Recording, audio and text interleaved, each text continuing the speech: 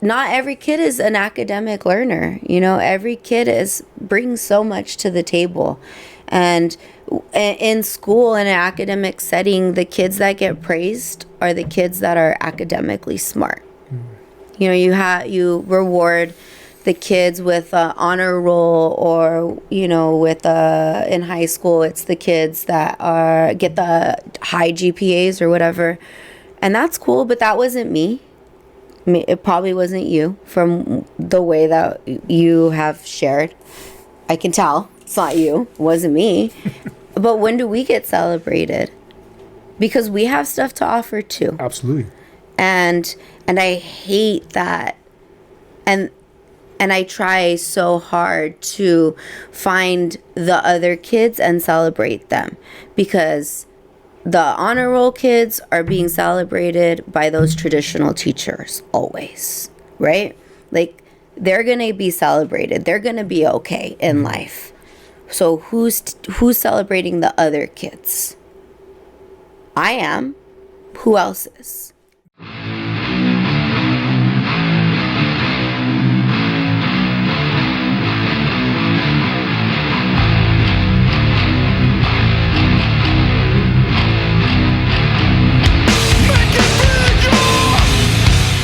Welcome to the podcast. Ring the bell, please. Well, perfect. Now, can you please touch a piece of the old bell? Touched it. Perfect. Initiation complete. Let's Woo! do this. All right. Oh. Okay, what's going on, everybody? This is Let's See What Happens podcast, a destination for growth, laughter, connection, and exchanging knowledge that has been gained from important experiences in life. My name is Ray, also known as Bull. I'm your host. It's a great day to be alive. I'm pumped up to get this one started today. My guest today is someone I've been trying to get on for maybe the past 3 years. It's been a while. We finally figured it out. Yep. She's here. But before we get started, please, if you have not already subscribed, smash the subscribe button. Yep. Give us a like. Participate by leaving a comment. Share the podcast with everybody you know. Any type of support helps. Get the episode into the algorithm and promote the channel.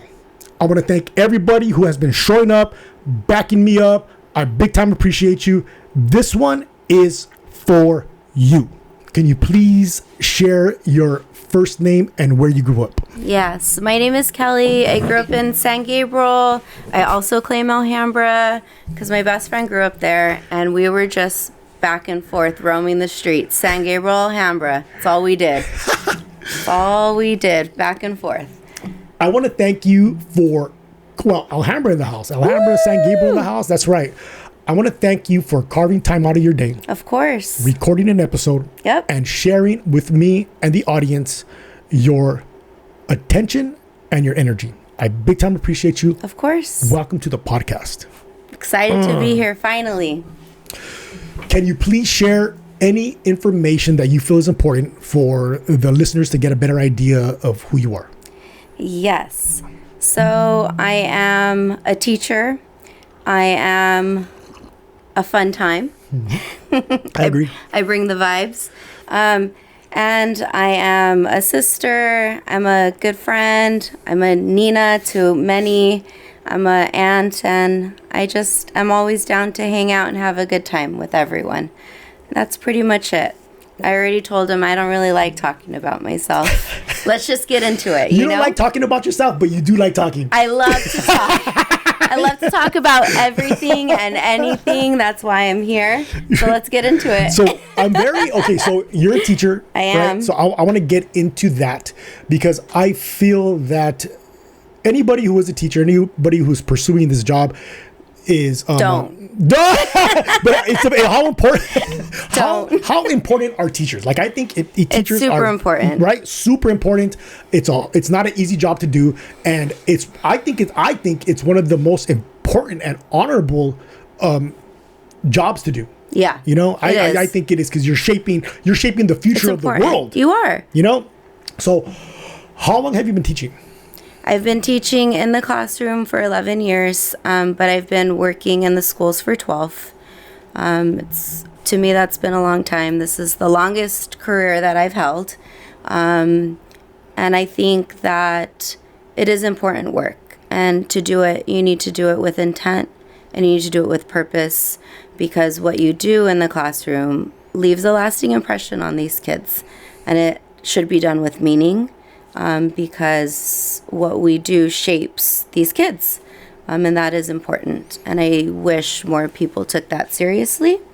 And I also wish more people treated us with respect and believe that we were professionals in our field. So I think it's like a twofold type thing. And that's why I think it's important that I'm here to speak on it, on my feelings, and why I finally made the decision to come on the podcast. I like how you stated that you want like kind of like, you don't, because sometimes when people talk about teachers in a bad way, yes, you know what I mean, and I get it, like just the way, you know, they're basing their opinion on maybe one bad teacher. Exactly. You know, and a lot of... and there are bad teachers. There are, exactly. I mean, 100%. there's bad everything, right? When we always base something on one. Why is that? Because we're quick to judge, maybe? Right? You know, like we're quick to judge based on one bad apple. One bad apple doesn't spoil the bunch. Or does it? Because I've had bad fruit all get spoiled because of one. But oh shit! Can you? What? Not necessarily. Like for reals, though. Like no analogy there. Like you have one bad fruit sitting on your counter, and it affects the bunch. I guess what I'm saying is like, just because there's one bad teacher, it doesn't mean that all teachers are bad as well. Yeah. Right. And it's I'm trying to stop cussing. I know, me too, because I don't know who's going to see this. I'm like, man, I'm going to try to not cuss today. But it's messed up. Yeah. That right away something happens and they're like, oh, it's everybody. It's all of them. Let's protest all of them. You know, like I'm also thinking law enforcement. That's what I'm thinking too. You know, but then I'm quick to cancel law enforcement. So, like, who's called kettle black? I don't know. I go back and forth about it. It's messed up that the world is like that. Yep. You know what I mean? Cancel culture, man. You want to hear something crazy? Just like I said, squirrel. Yes. So I have so Logan. You know Logan, right? So Logan, he was in a punk rock band. Yeah. Right. And you know, punk rock, man. You know, you could do whatever you want. Yep. It's fucking punk rock. His band got canceled because he said a word on stage that just affected everybody. Aww. And they just turned on his band, and because of that his band kind of dispersed. Oh no. You know what I mean? So that's a side note, you know, maybe we could get a little more into that later or a different episode, but I want to know, so you said 11 years in the classroom, right? Why did you choose teaching? How did teaching find you, or did you find teaching? So when I was young, I always wanted to be a teacher. Let me get this close to you. Oh. When I was young, I always wanted to be a teacher because I was a pretty awful student. You mentioned earlier that I talk a lot, and that is why I was an awful student. You know, back in the day, people didn't want to get kids assessed in probably the way that they should have been assessed. So I like to self-diagnose myself, a little ADHD kid. I feel that I'm qualified to self-diagnose because I'm in the field. But yeah, I just like to talk a lot. I got a lot of things to say. So I was singled out a lot. I had a lot of teachers that probably could have done things differently and didn't. And it made me feel bad as a kid. So I always wanted to be a teacher just so I could do things differently. And then when I was in middle school, I had a teacher and she did things differently. And I thought that was cool. Like she didn't judge me or pre-label me the way that other teachers kind of did. She was new to the school. And I felt that was nice of her. She gave me a chance. She saw my potential. She saw my talents. And, you know, kids are so much more than they talk a lot. She saw leadership skills. She saw someone that has opinions on things, and that's important. So I felt like I could be that for someone. So when I was in college, I felt like I want to be a teacher, but I don't want to get locked into teaching because what if I don't like it? So what's a broader scope of a degree that I could fall back on that isn't liberal studies or so niche into teaching? So I wanted to go a wider lens. And I like science. I like the research of things. I'm kind of geeky in that sense.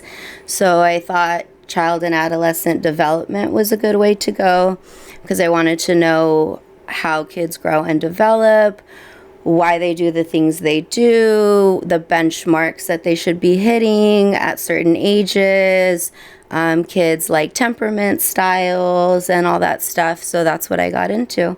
And I loved it. And I liked learning all about the way kids grow and develop.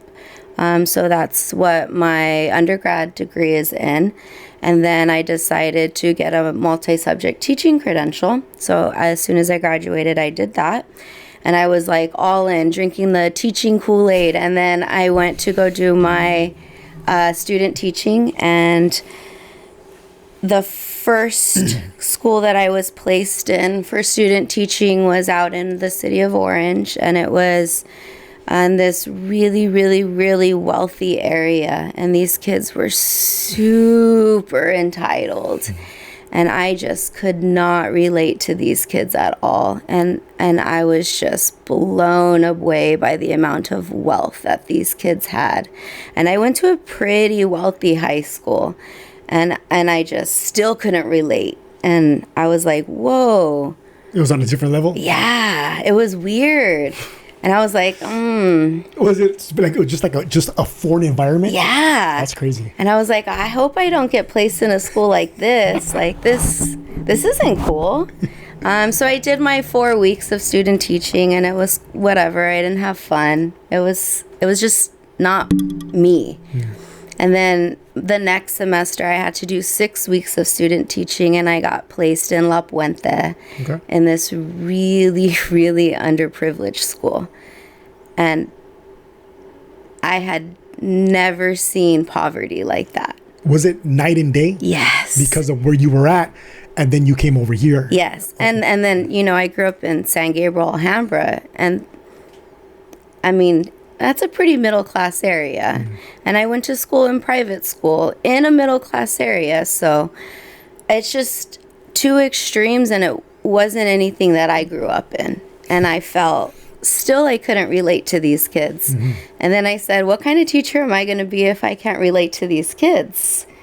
Like, am I going to make a difference? Are they going to be able to lean on me for anything? What if they come to me for advice? Like, what kind of advice could I give them if I'm not living their truth and their world? So I said, I don't want to be a teacher because that's kind of fucked up. Like, their teacher can't relate to them. So I finished my credential program and I didn't teach. And I was working a retail job at the time. And I said, well, I'm pretty good at selling stuff because I can talk to people. And I just decided to move up in the company, and I moved up and I became a manager and I made great money, and that's what I did.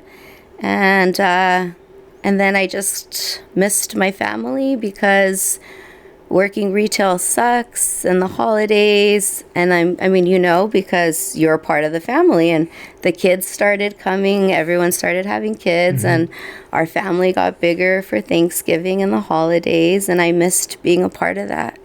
And I quit my job. And then what was I going to fall back on? Teaching. It's what I went to school for. It's what my degree was in. So I started subbing in a private school, which is something that I could relate to. What area were you in? The same elementary school that I went to. Okay, all right. Which was really weird because then it's like I was substitute teaching in the same classrooms that I grew up in. I was substitute teaching a lot of my friends' kids or my brother's friends' kids because we went to the same school. I have a question. Yeah. Okay. The teacher that you mentioned when you were in elementary school who interpreted your behavior differently, right? You said that she hired me. She saw you through like optimist goggles, right? So looking back now, because she treated you different than other teachers, did that change what grade was that? She was my 6th grade teacher. 6th grade teacher. Okay. She was the one that hired me. And she, wow, full circle. Yep, and I still talk to her. So because she interpreted your behavior differently, that give you more confidence in school? Absolutely. It changed you, right? Absolutely. Wow. Okay. Did that inspire you to be a teacher? Yep. Boom. Absolutely. Because you saw what she did. Yep. Check this out. So I had that type of experience too, but I had that in college, in junior college. I wish it happened for you sooner. Me too. So all through elementary school, all through high school, I was, maybe I could have been diagnosed with ADHD, something wild, because I was crazy. Yep. It was, squirrel, that type of thing. It's a squirrel brain. So I was at East LA College. I forget what it was, 1999 or 98, 99. It was 99. And I was going down the wrong path. I wasn't completely like tanking, but I had no direction. I did not know what I was going to do. I was fucking out partying, but I felt as if that was not going to be lasting forever. I felt like something had to be done. It's not a sustainable life. And I took a speech class, and the teacher's name was Mr. McKay. Shout out to Mr. McKay. What's up? I checked the East LA teaching list of classes, and he's still teaching speech. I feel like going and talking to him. I feel like getting him on the podcast. Let's get him on. Get him on. I feel like getting him on the podcast. So this guy right here, like I struggled to all my classes. Like, fuck, I couldn't focus. I was just struggling, doing the minimum. Like I would read and I was like, what did I just read? Shit. Right? You read it and you're like, did I just read that? What was it? Because that's how I am. This guy brought, I don't know what it was. Maybe it was me ready to learn, and then the way that he approached learning. Your brain has to be ready to receive it. And so he would take us out of the classroom every morning, and he would say, all right, everybody, you break us into groups, stand in front of trees and tell us, all right, tell me the beginning, middle, and end of that tree. Sit down, think about it, talk amongst each others. I'm going to be walking around. I'm going to come back and have an answer for me. So we'd be all talking about it. Hey, where's the beginning, where's the middle, where's the end? And he would come and we would explain to him. And then he'd be like, all right, cool. Now tell me where the beginning of the beginning of the middle, and the beginning of the end is at. I'm come back, I'm gonna talk to you. So he would get us going like that, right? So then he would bring us in, and that just like started the day on a positive note. It was just a really great experience for me. And he saw something in me as well that he watered, and he cultivated it by the way he treated me. And then he hired me to be a teacher's aide the next year. And it was, he's Mr. McKay. Big shout out to Mr. McKay. If it wasn't for him, maybe I never would have got 2 feet on the ground when I came to school. You know what I mean? So it just takes that's why teachers are so big. Teachers are so important. Okay, so you went, you got your degree for teaching, right? But your undergrad, you said, right? Undergrad, yeah. Right? You shot out to Orange County. You had a crazy experience out there. Shot you back over to La Puente. Had a crazy experience. You were like, this isn't for me because I'm not relating with them, right? And then you go, leave that job, go back to teaching. You're no longer the same person you were. No. You're different. No. Now, how was your experience now? After the teacher who inspired you to be a teacher hired you. That's crazy, Cal. That's a great story. It was a perfect timing. I mean, to teach at freshly out of a credential program, I would have been 22. There's no way I could have taught at 22. I was dead in ditches most weekends. There's no way. I was living my life. Right. I shouldn't have been responsible for kids at 22. It's so good that you realized that was not for you. It wasn't my path then. It wasn't my journey then. Imagine the teacher you would have been. The fucking kids would have been talking about you like, yeah, you remember her? How she was? She was fucking crazy, huh? Yeah. I mean, your path works out the way it's meant to work out. Right. I believe that. I do. And I was meant to teach later in life and bring my life lessons into the classroom as well. So the kids don't know that my life lessons are in my teaching lessons, but they're subtly in there, I got a lot to teach these kids. How do you inject that? Like,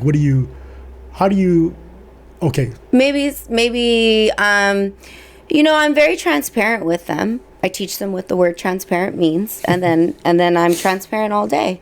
I tell them they don't turn in their homework, and then I say, let's take this to the next level when you have a job and you have a project. Is your boss going to let you not turn in the project? Mm-hmm. Are you going to still have a job? Because when you miss your deadlines, your boss isn't going to let you continue to work there. And then let's take it one step higher. When you are the boss and you own your own company, are you going to let your employees continue to turn in their projects late or not turn in their projects at all? You may empathize because you're going to remember what it was like when you forgot, and you're going to coach those employees and help them to turn in their projects, but eventually you're going to have enough and they will no longer work for you. So let's build this habit now and turn your work in on time. Mm-hmm. Boom. That's it. What grades? Turn your stuff in, bro. Be responsible. That's it. Fuck. Just turn your work in. What grades have you taught and are you currently teaching? I've consistently taught middle school, 6th, 7th, and 8th grade, but at my current school, we added in 5th grade in that. So I teach 5th grade through 8th grade. Like junior high? Mm-hmm, yeah. Middle school, junior high, right? Yeah, so I think they're old enough to know that turning in homework is important. Mm-hmm. Not because homework is important. I don't think homework is that important, if I'm being honest. I think the responsibility part is important. I think we're teaching them responsibility.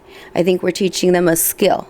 And I think we're reinforcing the skills that we are learning in the classroom. And my philosophy is that I only do homework if it's meaningful. Therefore, on the rare occasion that I do homework, please do it. You're not getting homework every day. You're a good teacher. You're getting homework maybe twice a week. And you know what? So if I'm only giving you homework twice a week, please do it. The parents also thank you for that. I hope. I don't know. You know what I mean? I don't know, but for me, and again, I'm very transparent. I'm going to tell them at the beginning of the year, my homework means something. I'm either reinforcing what I'm doing in class because I don't feel that you understand the concept and it was grasped. So please do it. That's it. It's important. And what's the percentage of the kids that will not turn in that homework?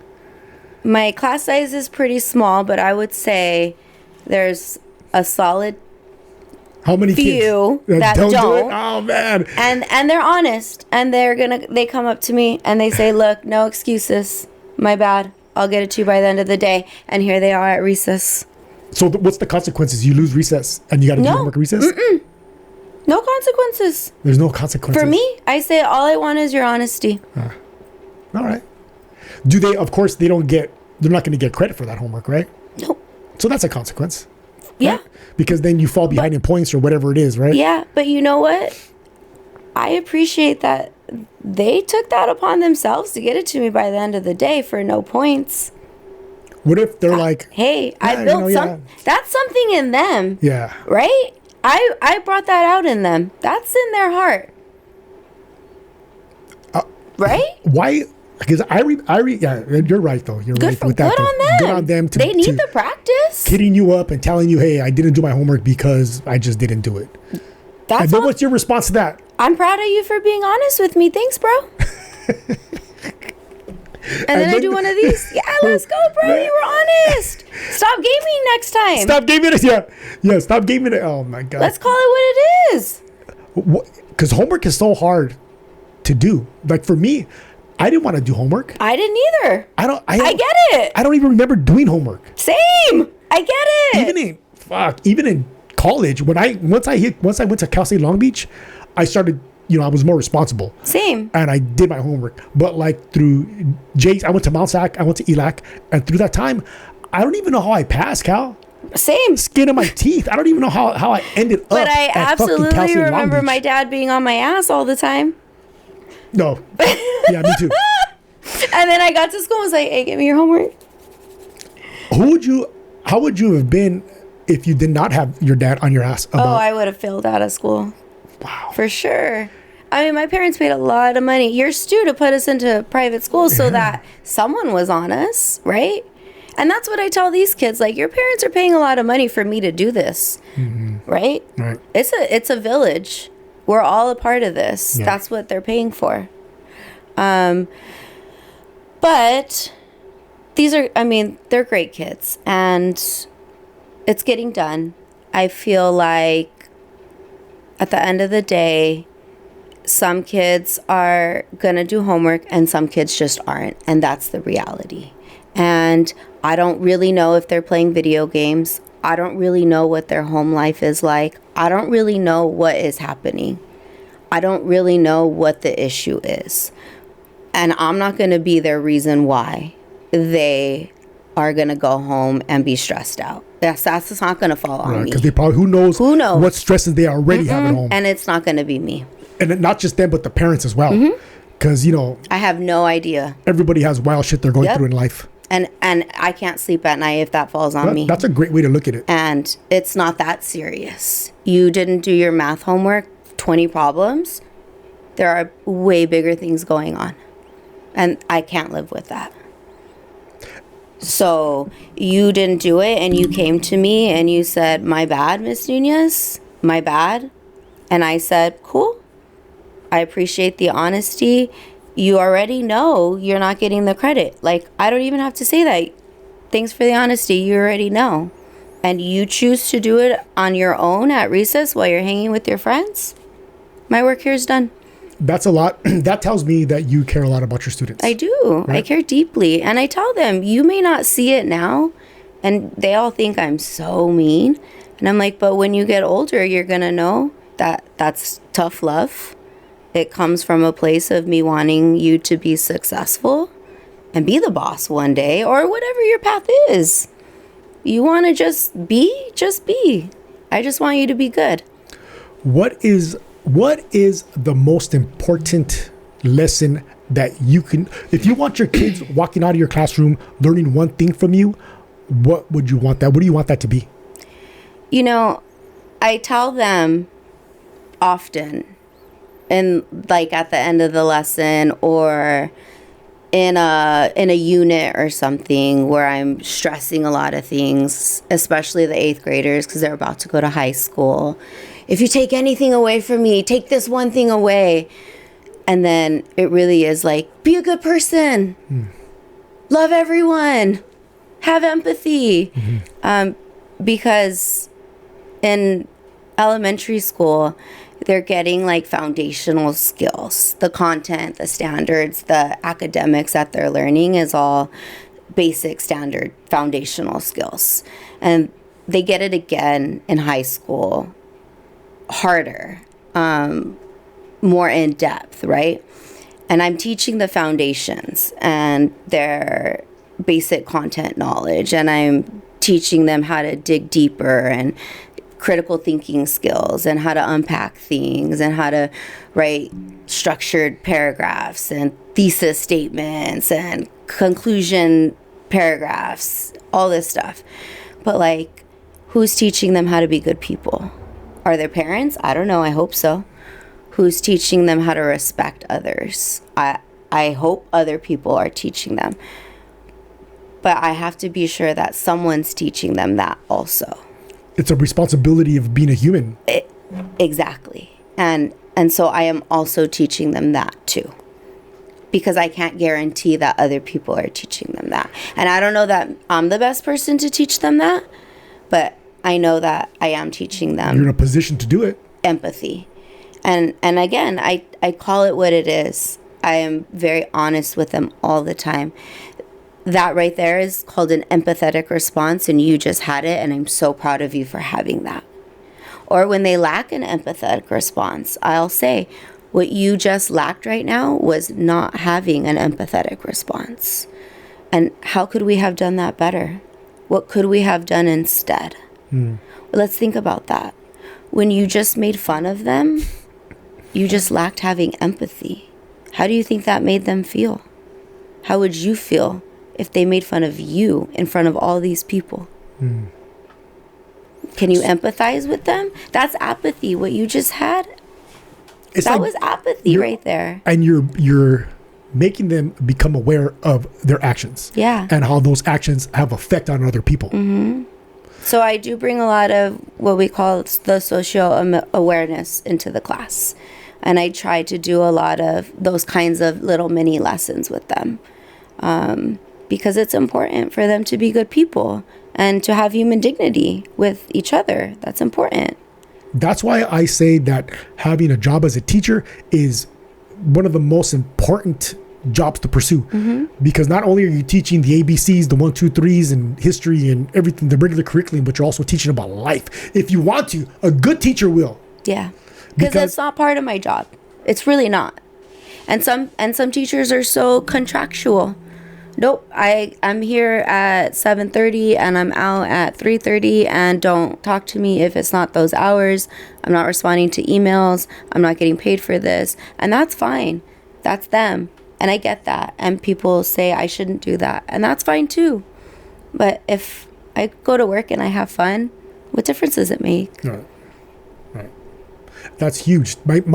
The teacher that I just talked about, Mr. McKay, he had an open door policy. Yep. And also an open phone policy. Well, I can't do that because mine are, kids. But I could call that guy if I could call him up if I want to. I had a situation where I got jumped, I got stabbed, and I was not going to make it to class the next day. And I called him up, and he was at dinner, and his kid was like, hey, we're at dinner right now. And then McKay's like, hey, that's one of my students? Let me talk to him. Aww. And boom, I go, hey, Mr. McKay, this is the situation. He's like, hey, dude, don't even worry about it. Just, come on Wednesday.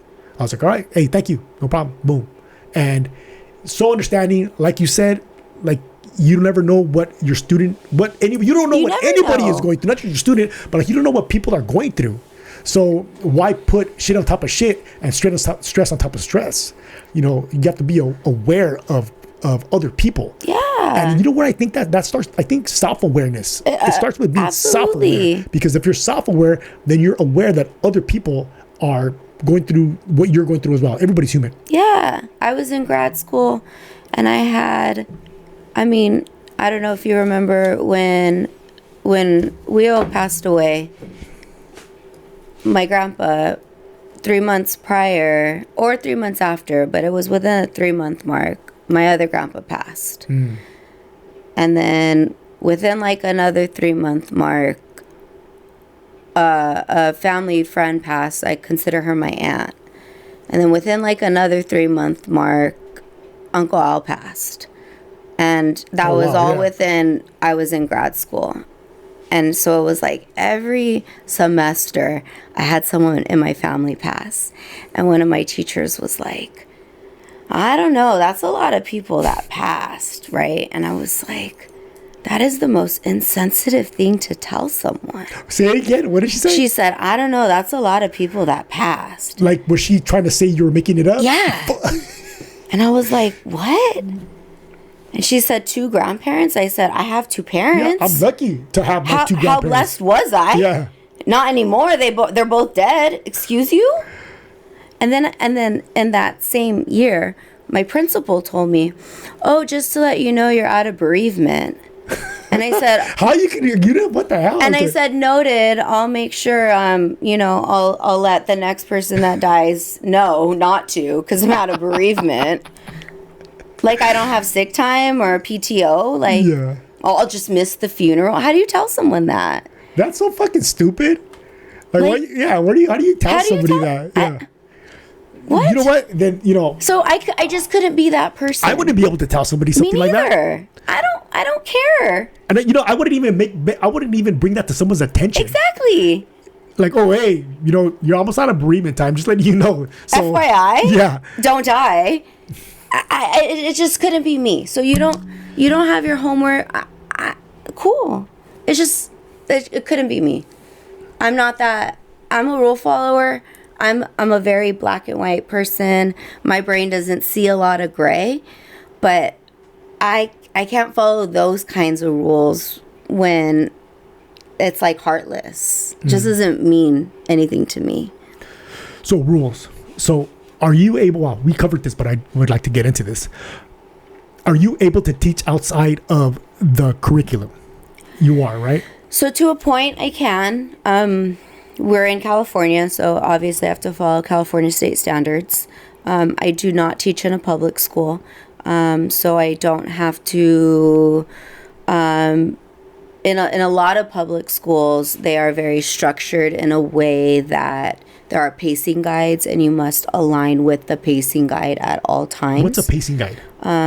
Where they would say on this specific day, you must be on like this specific page, this chapter, this lesson on this day. I can build out my own lessons however I choose, as long as I stick to the California state standards and I cover them all within the school year. What classes are you teaching? I teach a 5th grade science class. Okay, science. I teach 6th, 7th, and 8th grade English, which is specifically grammar and writing. And then I teach an 8th grade algebra class. I do it all. But I am multi-subject credentialed. Okay, so you don't have the same class with you all day. No.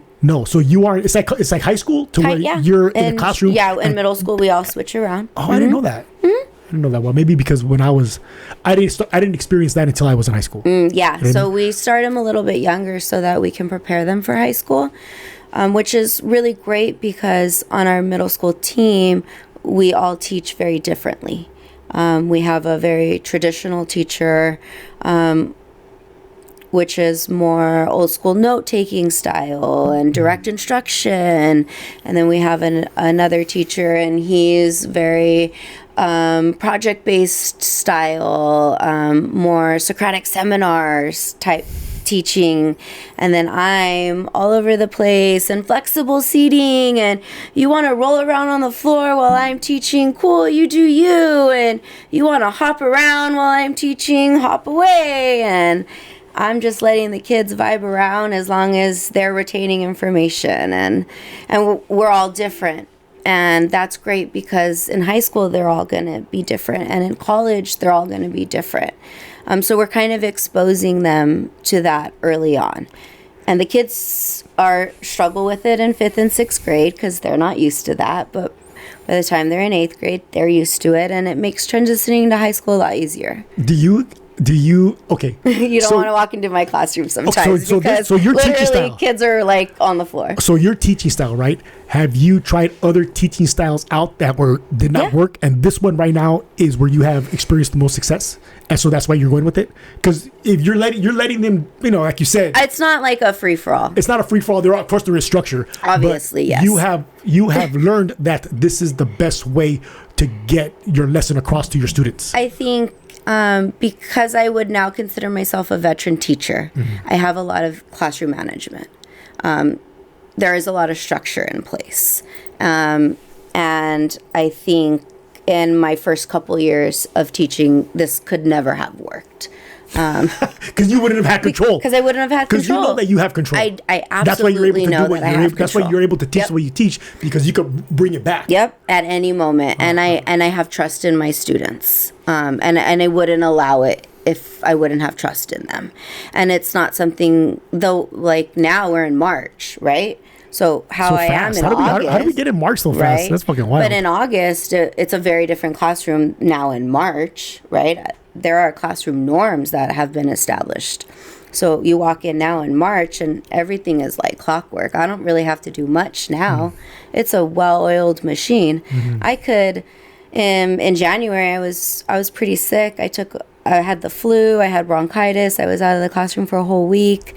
I had a sub in there, and like clockwork, those kids knew exactly what to do and how to manage themselves. The sub, I just said, ask this person for this, ask this person for this. I posted in their Google Classroom, so-and-so, you're the monitor of this, so-and-so, you need to do this, so-and-so, you're in charge of correcting homework. And like clockwork, they all knew exactly what to do.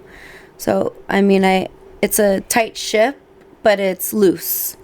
If that makes sense. 100%. And I think you get it because I feel like you probably run your structure of what you do very similar to how I run my structure of what I do. That's how I run my fucking house with my boys.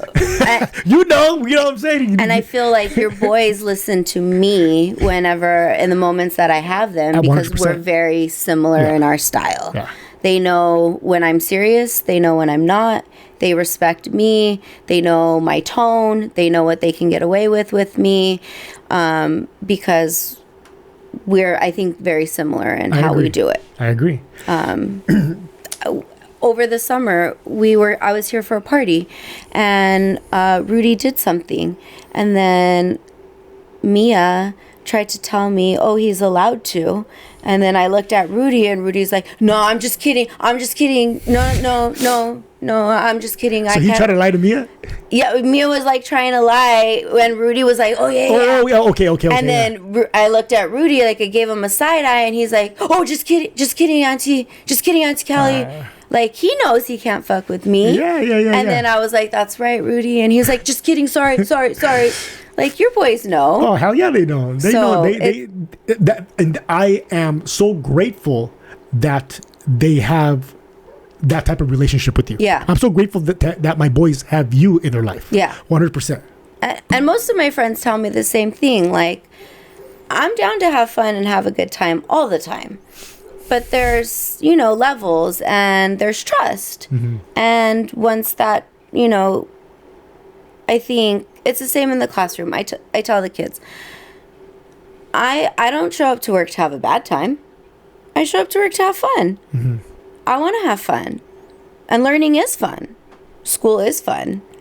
English is fun. Math is fun. Science is fun. Let's have fun. Let's party. Yeah. And learn. Yeah, you're bringing your personality to your job. Yeah, let's get into it. And I heard, I was reading, and it said the best way to be good at what you do is to bring your authenticity. Yes, exactly. And I saw this TikTok, and I hate saying I saw a TikTok. I learned it on TikTok because TikTok's so dumb. But then there's good that comes from TikTok. Yeah, there is. There's great things that come from TikTok. Yeah. And there's a whole STEM side of TikTok. Like, if you scroll over to the left, there's nothing but STEM on TikTok. What is STEM? I don't even know what STEM. Science, technology, engineering, and math. Okay. And I tell the kids, if you could get off the brain rot side of TikTok and use TikTok for good, you could be so, capable of doing so many great things. How great is it that they have unlimited knowledge at their fingertips? Right, yeah. We didn't have that growing up. If I struggled with a math problem, what did I have to do? Dad, can you help me? And then it was like being yelled at for not understanding something. Because now you got to look in the fucking book for instructions. And it's like, Dad, I already didn't understand it. I still don't understand it. And now you're in trouble? And now...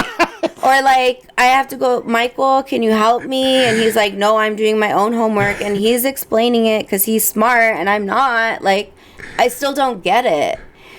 But these kids can literally TikTok algebraic equations. Or how about this? And then Alexa, there it is. Alexa, what's the algebraic equation? Dude, one of my students called me Echo the other day.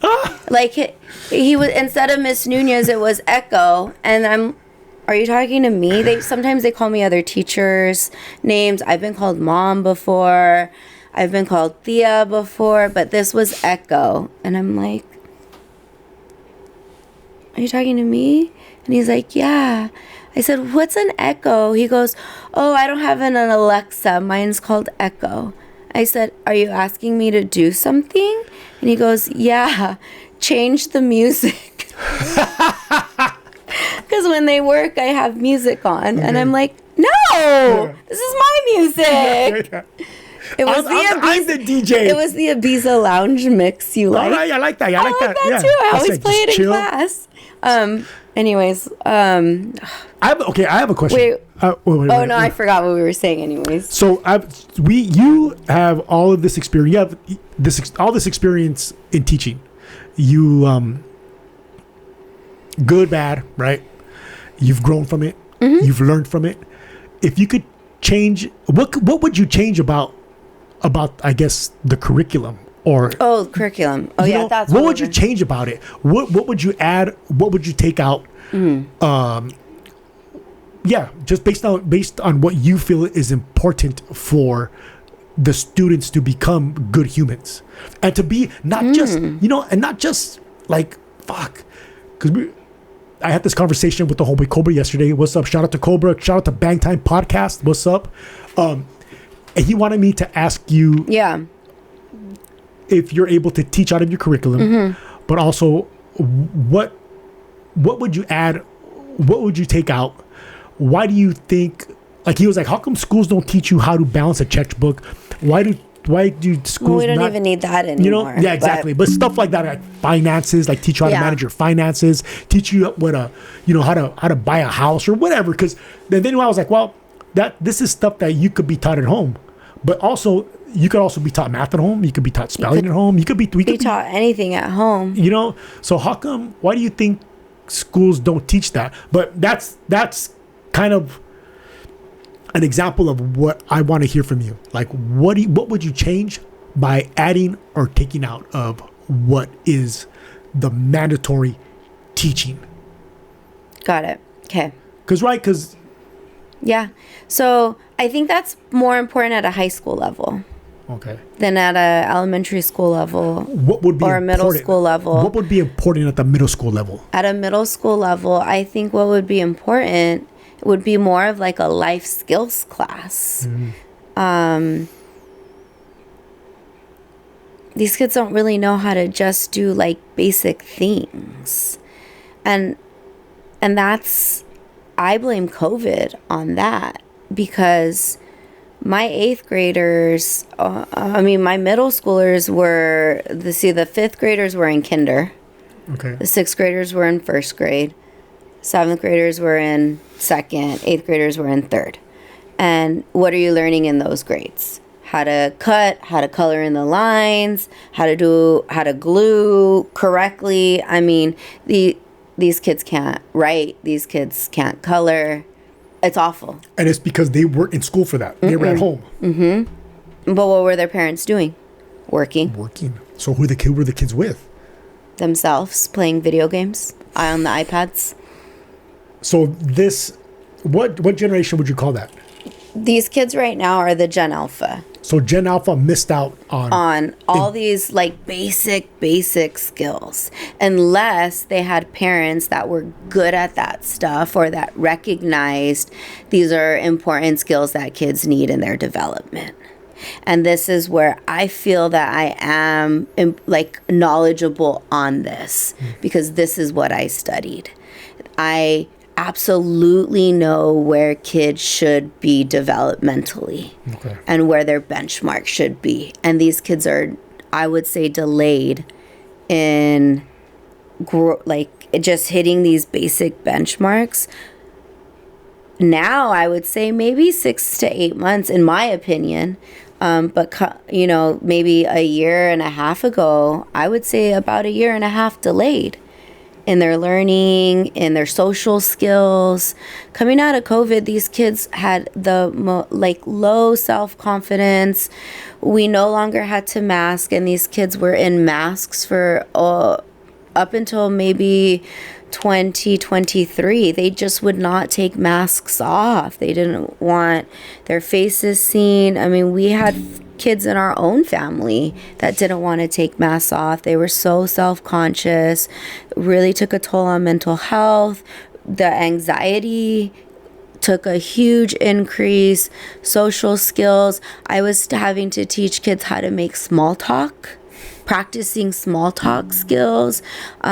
We had dances. How would you do that? By role modeling small talk. I literally have to, in class, say this, okay, guys, we're going to have small talk time.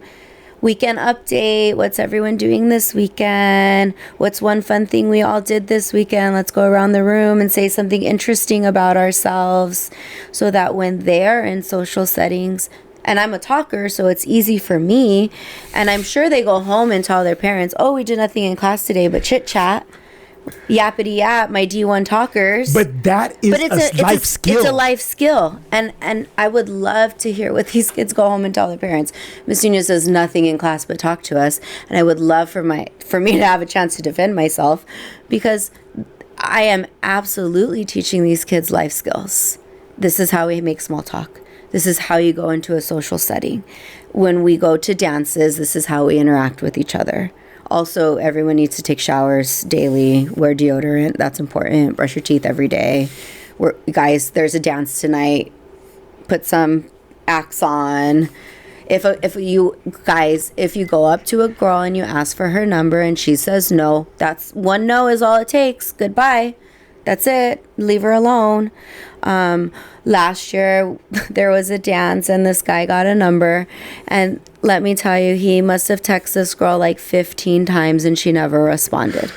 And the kids came up to me and said, Was it it was a school dance, and Yeah. it was a girl from the school? no, at our school, in our school like area, we invite the schools within our like district. We're not a public school, but within our area. He met a girl from he met another a girl school. from another school. Oh man, that's exciting. And you know, the kids, it's like a game. Oh, let's see how many numbers we can get. And then they come back on Monday and, oh, I got this many numbers. Oh, I got this many numbers. You know, and we hype them up. Oh, good for you.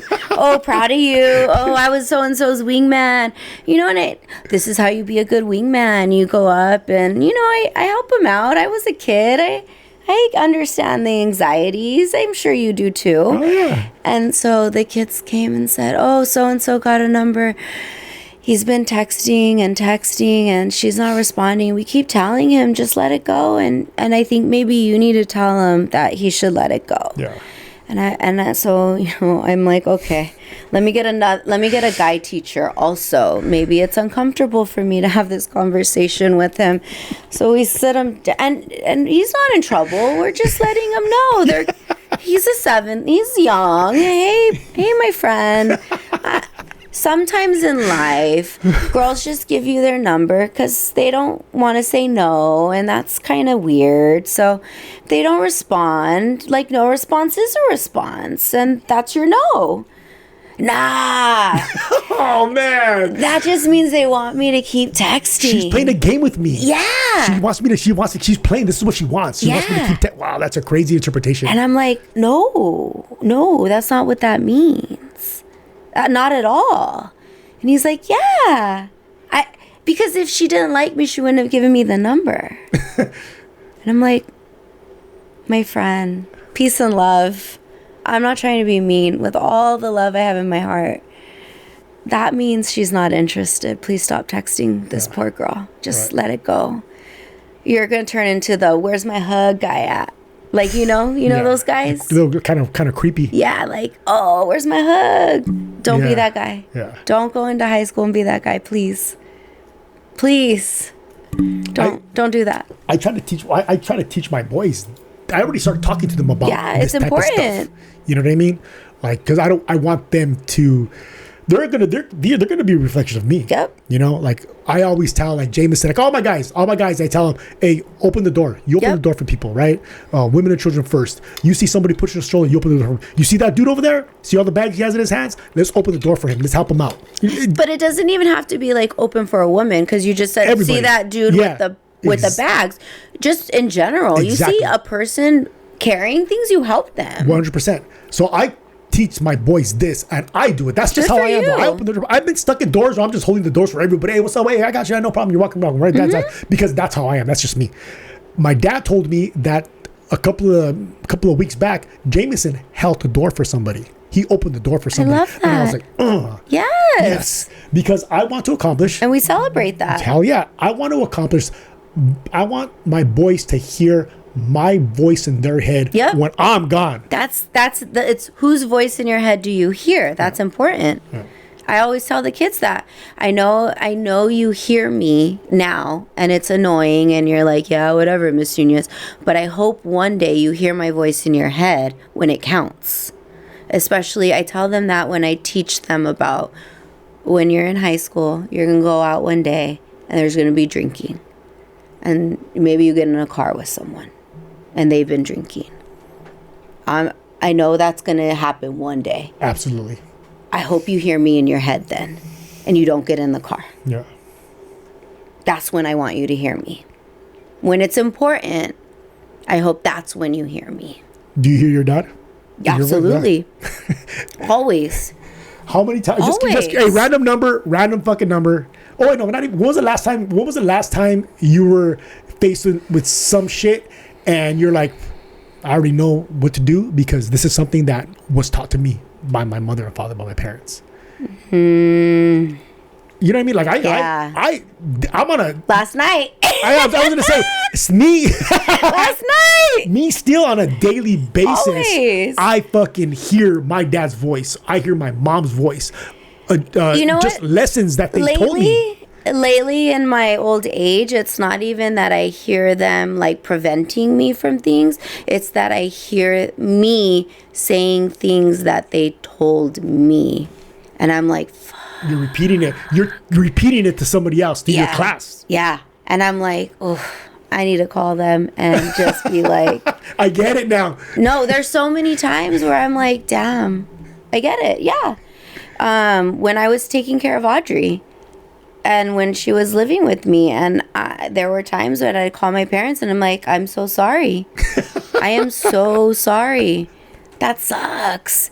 Would I like coming home late in high school, coming home like, oh, if my parents only knew half the stuff I did. I'm sorry.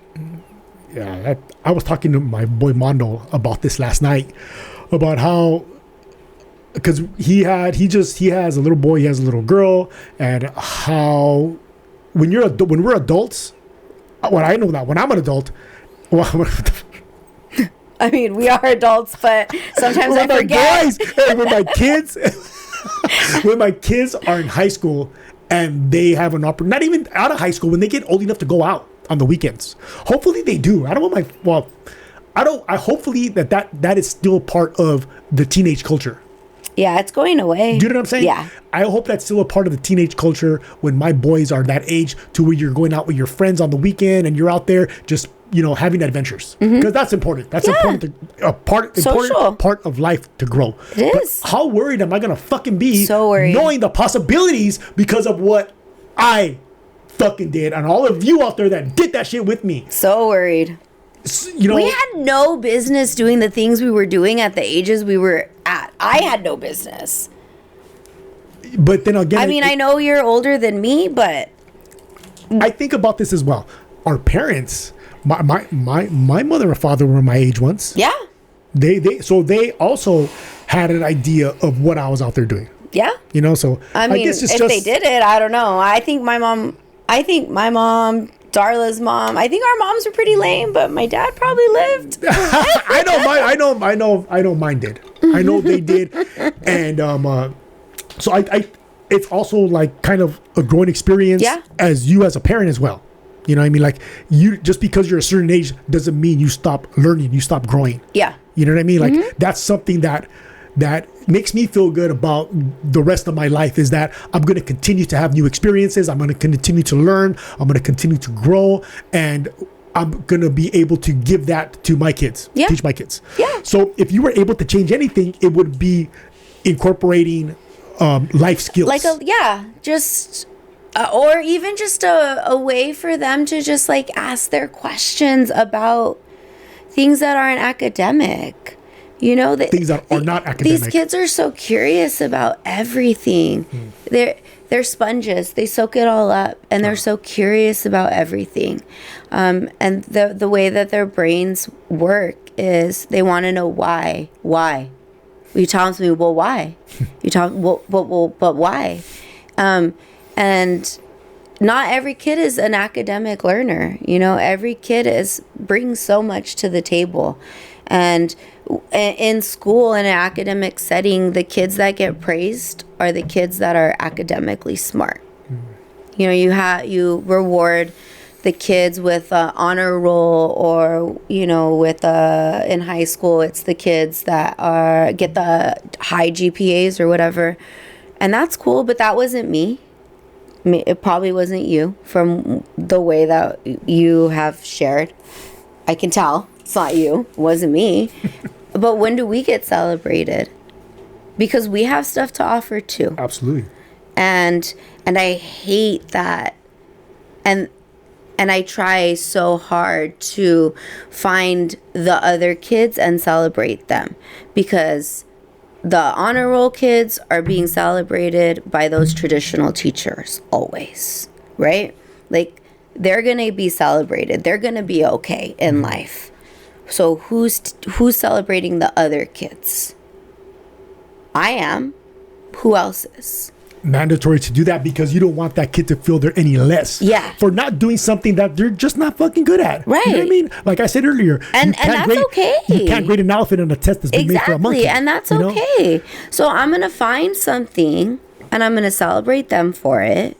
I'm going to go out of my way and find something and celebrate them for whatever it is. They could be the best, I don't know, rememberer of bringing their pencil bag to class. And I'm going to say, today, this week, you are the man because you brought your pencil bag every day this week. And I celebrate you, my man, the best pencil bag bringer of the year. Hey, so because you are aware that everybody learns differently, right? You're aware of this. So because of your awareness to this fact, how many different ways are you teaching in your class? Do you know what I'm saying? Like if you could present something one way and I'm presenting it this way, he might not be getting it like that. So let me explain it differently to maybe get it across to this one over here. You know what I mean? Are you teaching differently? Yeah. So are you teaching the same thing differently? I am. I would say to differentiate is not my strongest in the way traditional differentiation should be done. Differentiation is the way that we do our lessons differently, right? If I had to rate myself in that, I would say the way it's supposed to be done is not my strong suit. But I think I do it well in a non-traditional way. Okay. Because I'm not a good person of doing anything in a traditional way because I don't learn traditionally. Right. Does that make sense? Absolutely. So I am pretty good on picking up the way kids learn. I am very aware of kids' learning styles. I can pick up who my auditory learners are, who my visual learners are. I'm pretty good at picking that up quickly. I do present it one way. And I'm focusing maybe more on math right now. I may present it one way, and then on those kids that need it in a different way, I maybe one-on-one it with them. All right. Because I can hone it into the way they need it specifically. Or then I will small group it. I know you two learn the same, so why don't you two come with me real quick? And I got you. I'm going to do it different in a way that you're going to get it. Do you also know who your leaders are in the class, right? And I utilize them. I like heterogeneous grouping, which would be mixed ability grouping. And I lean on my high kids a lot to reteach out to my low kids. I shouldn't say low, but maybe the kids that need more support.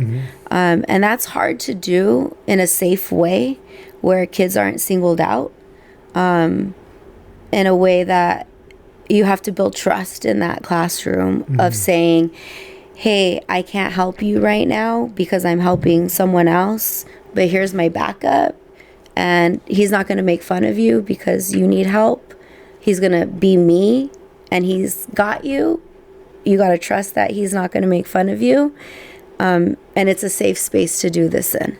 And that takes a lot of work. It takes a lot of establishing that tone. And that's a life skill. It is. That's a life skill that they're going to need to learn. And it's a beautiful thing when done correctly. But again, I'm a veteran teacher and my procedures are locked in. I have these kids for not 1 year. I have these kids for multiple years. You're right. Because 5th, 6th, 7th, 8th. Yeah. So wow. I started in 5th grade at the school that I'm at now.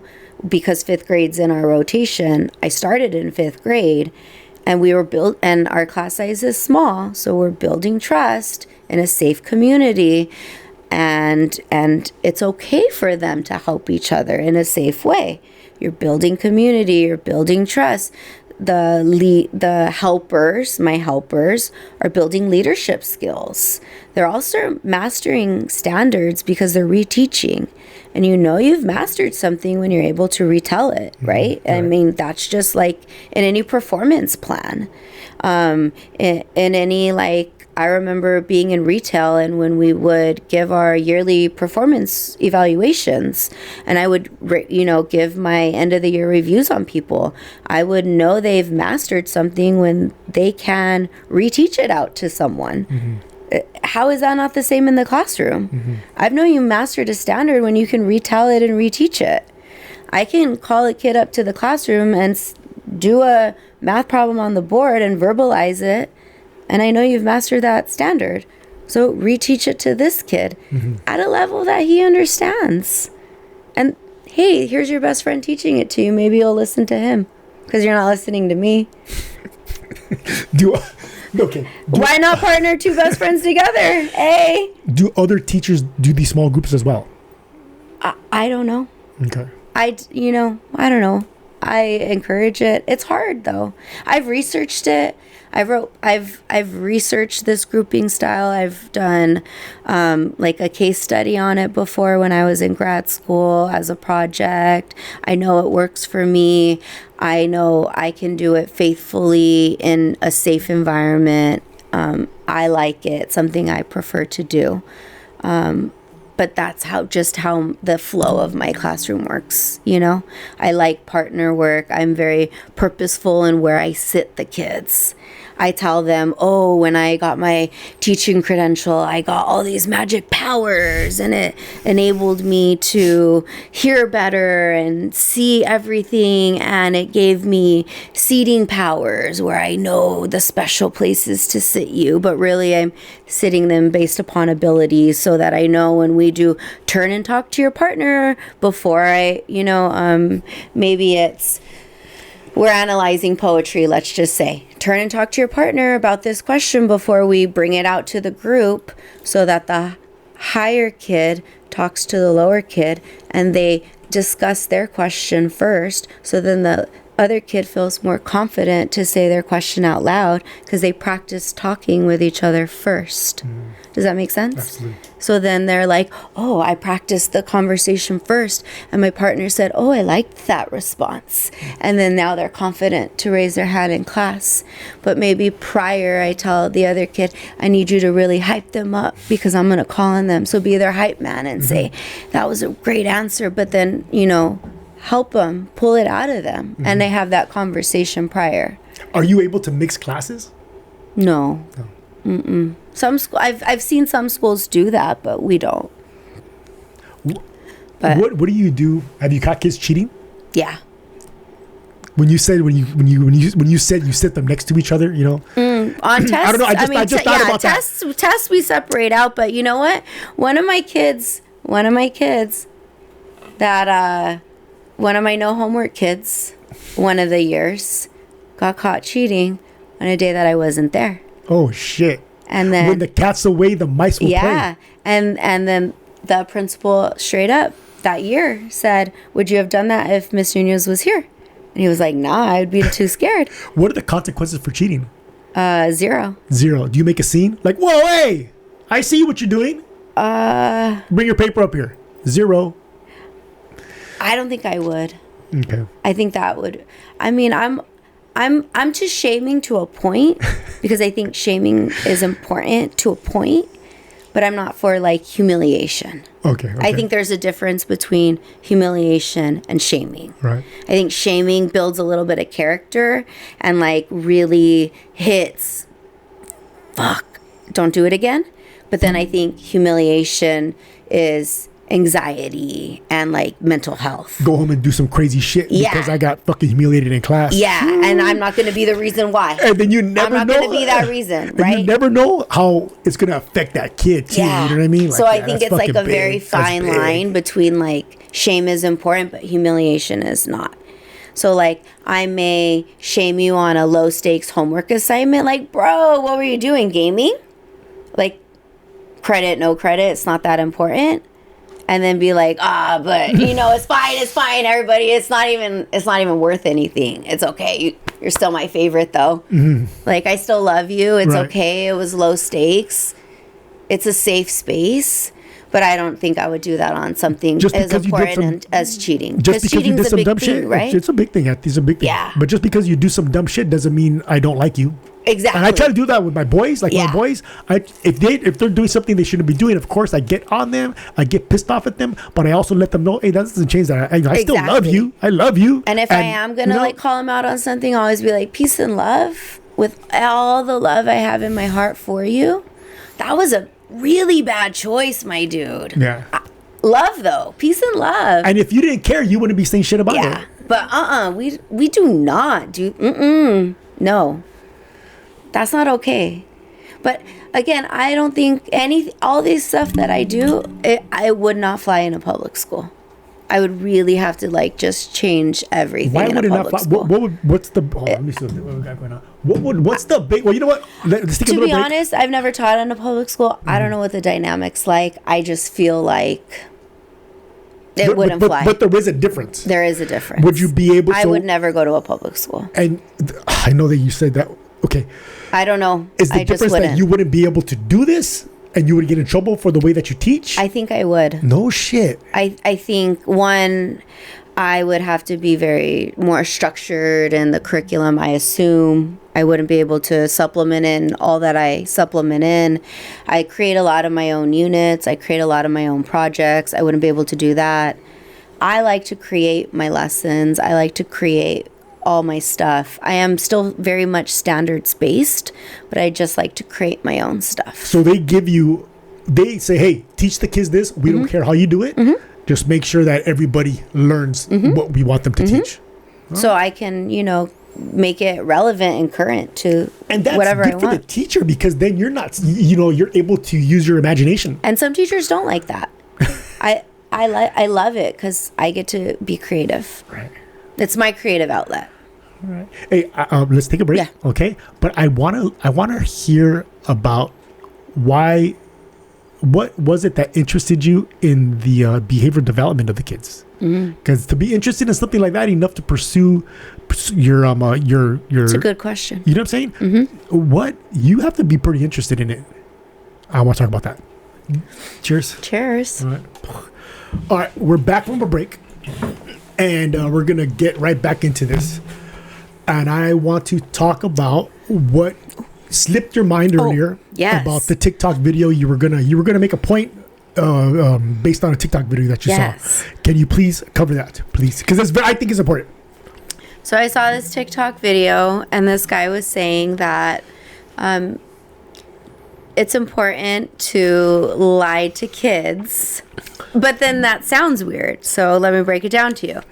It's important to lie to kids to hype them up, to build their confidence. If we consistently tell them that they are so smart and they are so beautiful and they are so intelligent and they are so gifted and they are so talented in all that they do, they are going to believe it. And I know this to be true because I've researched it.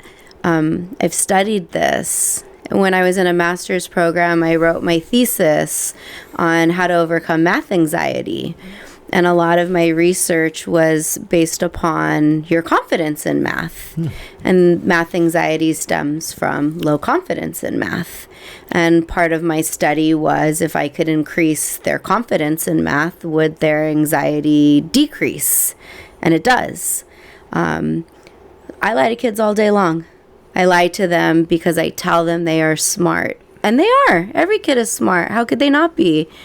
Every kid is talented in their own way. How could they not be? Every kid has talents. Every kid is gifted in their own way.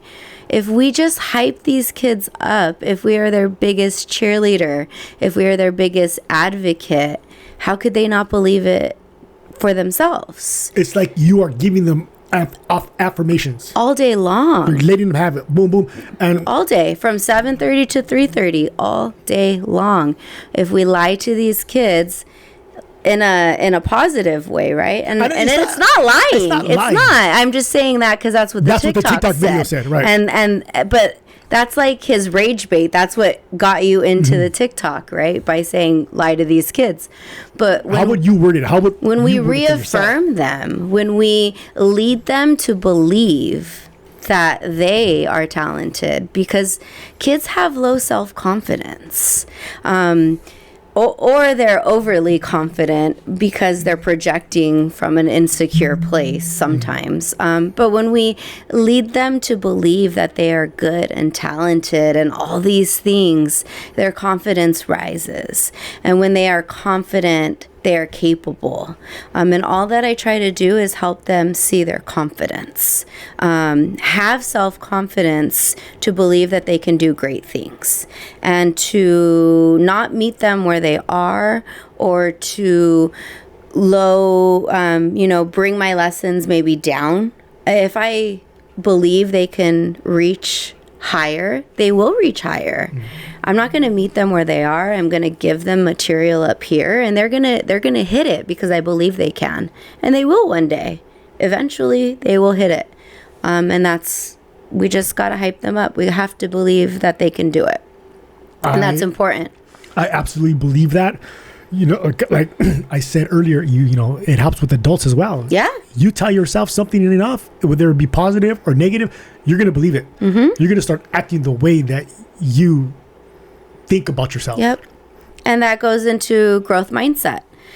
We have lived in such a fixed mindset for so long. Things are the way they are. That's what it is. But when we can shift our thinking to this growth mindset.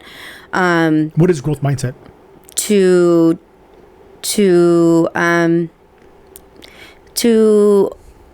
This is what an example maybe. Instead of saying I can't do it, no, I can't do it. This is too hard. I can't do it. I don't understand it. I can't do it. I can't do it yet. I'm not ready yet. I don't understand it yet. I always tell them, your brain just isn't ready to receive it yet. Let's try again tomorrow. Mm-hmm. It's not going to click yet. Wait for the light bulb to go off. You'll get there. Let's try again later. We'll try it in a new way later.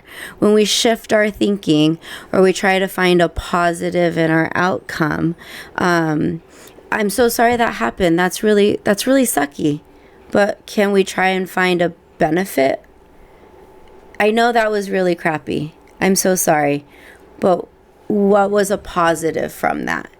Let's try and find one takeaway from this. Then maybe we can start building positive thinkers.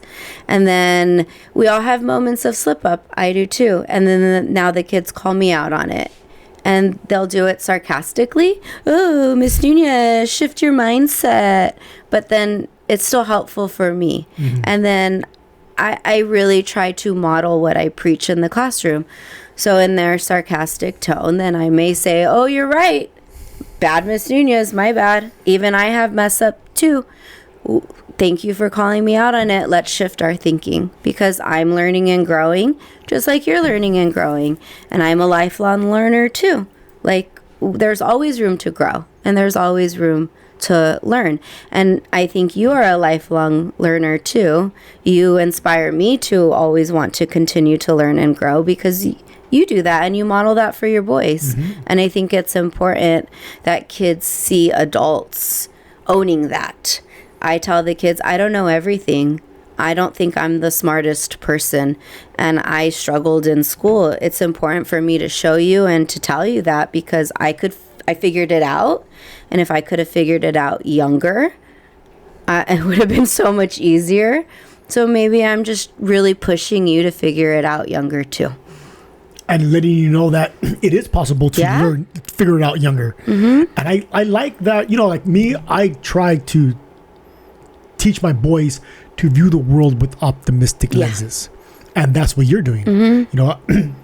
I was negative for so long. I wish someone could have helped me see it differently. Mm-hmm. And you only get it when you are ready to get it, right? And what do they say? Like the teacher is not ready to teach until the student is ready to learn. Yeah. And the teacher could be life. Yeah. And the student is just you, not ready to learn that lesson. It's true. Your brain's not ready to receive it yet. It will. The brain's ready to receive it when it's ready to receive it. Since we're talking about the brain, right? And the brain, being ready to receive it when it's ready to receive it. What did you get your bachelor's degree in? So I mentioned it earlier. I got it in child and adolescent development. What is it about that subject, that topic, that interested you? Were you already interested in it? Or did you oh shit, this sounds fun, I'm going to give it a shot? What is this all about? Well, I had always liked kids. I was always naturally pretty good with kids. I started babysitting these 3 boys when I was in the 8th grade, and I babysat them through high school. And I had wanted to be a teacher since middle school when I had that one teacher in 6th grade kind of inspire me. What's your name? She was a sister, so her name was Sister Sharon. Sister Sharon, all right. Yeah. Shout out to Sister Sister Sharon. Sister Sharon, can we do that? Can we toast her? We can. Oh, cheers. Sister Sharon. She's still with us. Because that was a turning point in your life. Yeah. And she knows it. I talked to her about it. I'm still in contact with her. So, I was always really interested in sociology as well, and just why people do what they do, why the world works the way it works. Like I said, I struggle with seeing gray. I am very black and white. I struggle with fairness. It's hard for me to see fairness, why people do what they do. And I think that's also part of the ADHD brain struggles with fairness. What do you mean fairness? Darla calls me out on this a lot. Why do you care? When I say things it's just not fair. Why did this happen? And Darla will say, why do you care? Yeah. And I'm like, because it wasn't fair. Why did that happen? Right, okay. The ADHD brain really struggles with fairness across the board. Things have to be equal, but equal is not always fair, right? If you can get, and I see that in the classroom, equal is not always fair. Yeah, can you get into that a little bit? What does that mean? Equal is not always fair. So we have different learners. You learn one way and you learn another. So equal is not always fair. I may have to teach to you one way and teach to you a different way. That's not equal, right? You may need one-on-one help and you can learn the way everyone else does. So that wouldn't be equal. But that would be fair because everyone's getting a chance to learn. I'm going to write that down. Equal is not always fair. I like that. I think that needs to be, I need to look into that a little bit more. Just the way it sounds, I like it. That's a good one. Equal is not always fair. How do you spell fair? F-I-R-E or F-A-R-E? I. Isn't that like a fair though? Fair. Let's go to the fair. Well, I don't know. I'm a bad speller, but is there such thing as a F-A-R-E? R-E? I don't know. Oh shit! If you know, can you please put it in the comment? We gotta look that one up. So I'm big on that in my teaching philosophy. I can't be equal to all because that's not always fair. But then in my life, I need everything to be equal. Why do you get something and I don't? That's not fair. I remember growing up that way with my cousins. That's not fair. That's not fair always. And then Darla, why do you care? Because that's important to you. It is. Everybody has different things that are important to them. It is, right. Because everybody's different. Right. So, and then, as a young 18-year-old, when they send you off to college and they're like, figure out what you're going to do with the rest of your life because you're an adult, but you're not because your brain's not fully developed until you're 25. And that's a loose 25 if you're a girl. And if you're a boy, you develop later in life. I think I finally got it at 45. I'm going to say a loose 30, 35 for some men. And most men are, that's still loose. So I'm still working on that shit. I'm turning 50 in fucking 14 days. Right. So how do we expect to send children off to college and say, figure out what you're going to do with your life? That's crazy. To me, that's that is crazy. Who made that up? No clue. Who made that up? No, I don't know. That's awful. Do you think that was made up for confusion? Well, I mean, I could unpack. I'm going down the conspiracy. Oh yeah, I'm going down the I know. conspiracy You know lane how right I now. feel about conspiracy was theories. that- I could unpack this all day So because, was that created to cause confusion? well, back then it was only the men that were going to school because heaven forbid women had any voice or ability to think, right? Because women could only be homemakers, right? So you were only educating men and then were we in a war at the time? Because if we were in a war, we were only sending the men to war off of propaganda saying this was great, go to war, patriotism, for what? So we at 18 pick what we want to do. I wanted to be a teacher. I didn't want to get tied into something so specific, because what if I changed my mind? How do I know at 18 I really want to be a teacher? And my parents were pretty helpful in this as well. My dad specifically. Let's broaden this scope a little bit. And I did my freshman year of college go up north, more central California. Where'd you go? A really small random Cal State called Cal State Stanislaus. Okay, I know what Stanislaus is at. Turlock. Yeah, Turlock. Yeah. Patterson's up there. Modesto's up there. Yep. Bad choice. Why'd you go there? Long story. Okay. I guarantee you Lynn is watching this right now. What's laughing. up? Shout out to Lynn. Shout out Lynn. What's up, Lynn? Who's laughing and saying I told her not to go, and I went. They had a great liberal studies program. Okay. Moved back home, went to Citrus College. How long were you in Stanislaus? 1 year. Okay. Went back home, went to Citrus College, got my GEs out of the way. Citrus is like west. No, where's Citrus at? Orange County? No. 210, right by not Laverne. Is it like off of like what's out there? San Dimas? Yeah, out that area. Okay. I don't know. 210 past the 605. I hear about Citrus College, but I don't really know. There's like a Costco, Irwindale. Okay, all right, okay, yeah, I know that area. Is it a JC? Doherty. There's like a university out that way too, like a private. It's a junior APU, college. Azusa Pacific University. It's right there. Okay. Did that for a year and then transferred to Cal State Fullerton. Okay. And that's where they had a great child development program. They had a great teaching program. I was between the two. I said, I don't want to get locked into teaching. What other things could I do with child development? Oh, I could be a behavioral specialist. I could go into counseling. I could do probation work. I could do anything with kids. I could be a director of a youth program. I like kids. I'm good with kids. I could learn how kids do the things they do. I could learn about their learning styles. I could learn about their temperament styles. I could learn why kids are angry. I could learn parenting styles, the best way to parent kids. Oh, this could be so helpful for so many things. Let's get into it. Boom. Yeah. And that's how I made my decision. And I could still be a teacher with it. And how beneficial would that be for a teacher to learn the best way to be in the classroom to make sure these kids are growing the right way?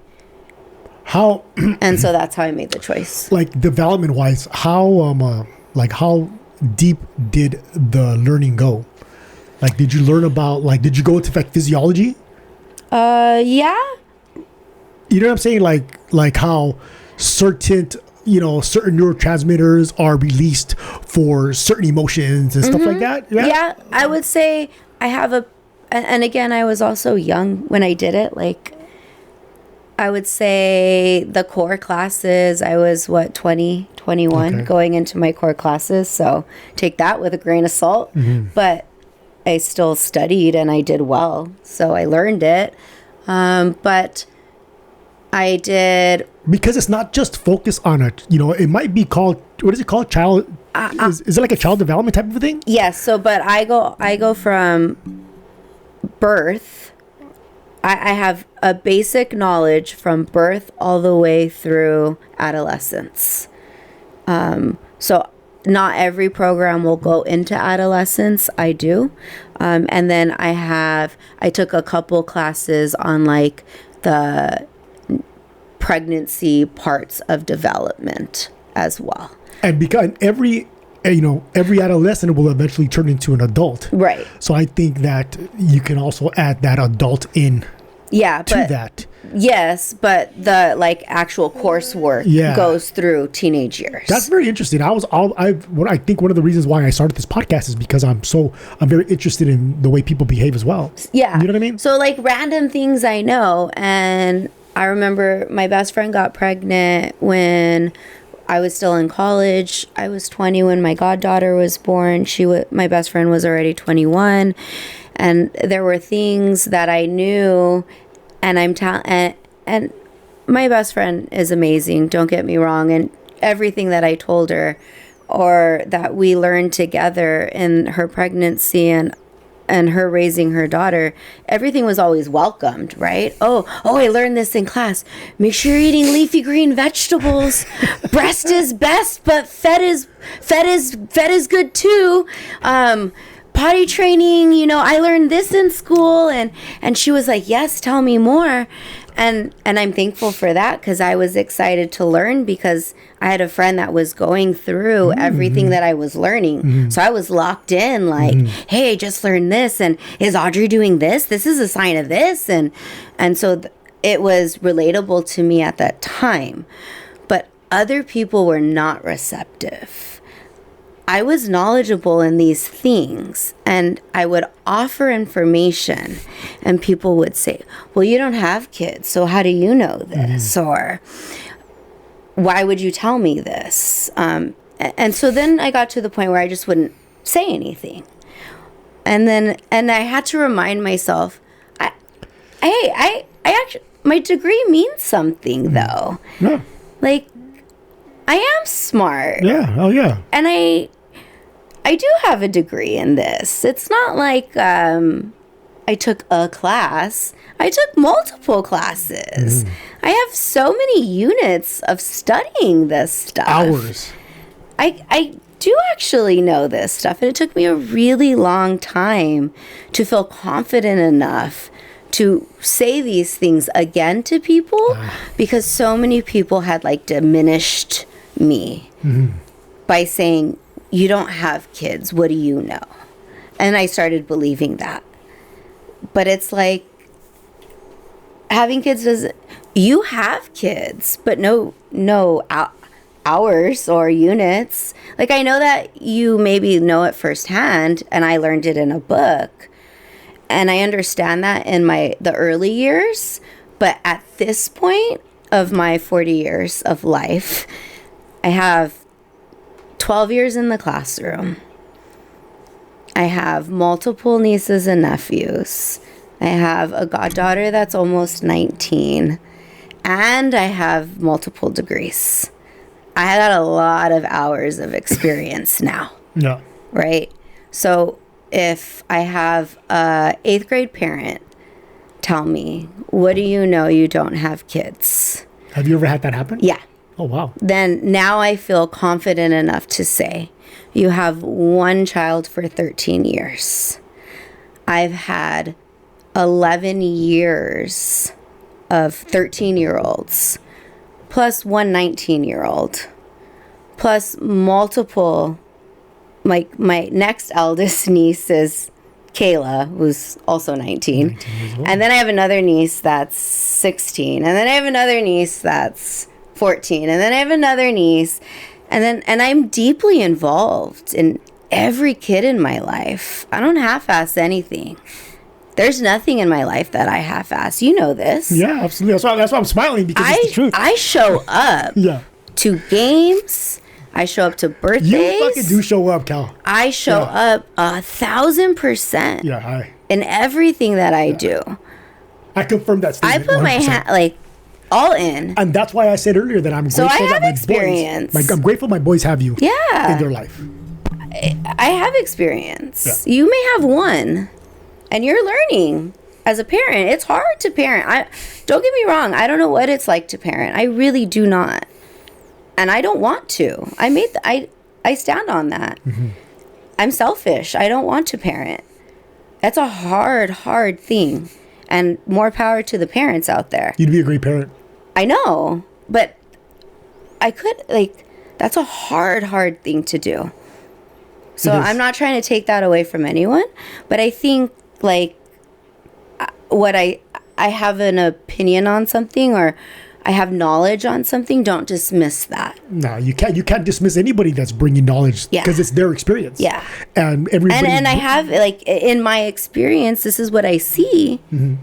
Just maybe, or when I recommend assessment to someone, I'm not a doctor. This is what I notice. I have pattern recognition. The last time I noticed this in a child, this is the outcome. I'm not diagnosing anything, but I would maybe recommend bringing it up to your pediatrician next time you're at the doctor's. It won't hurt.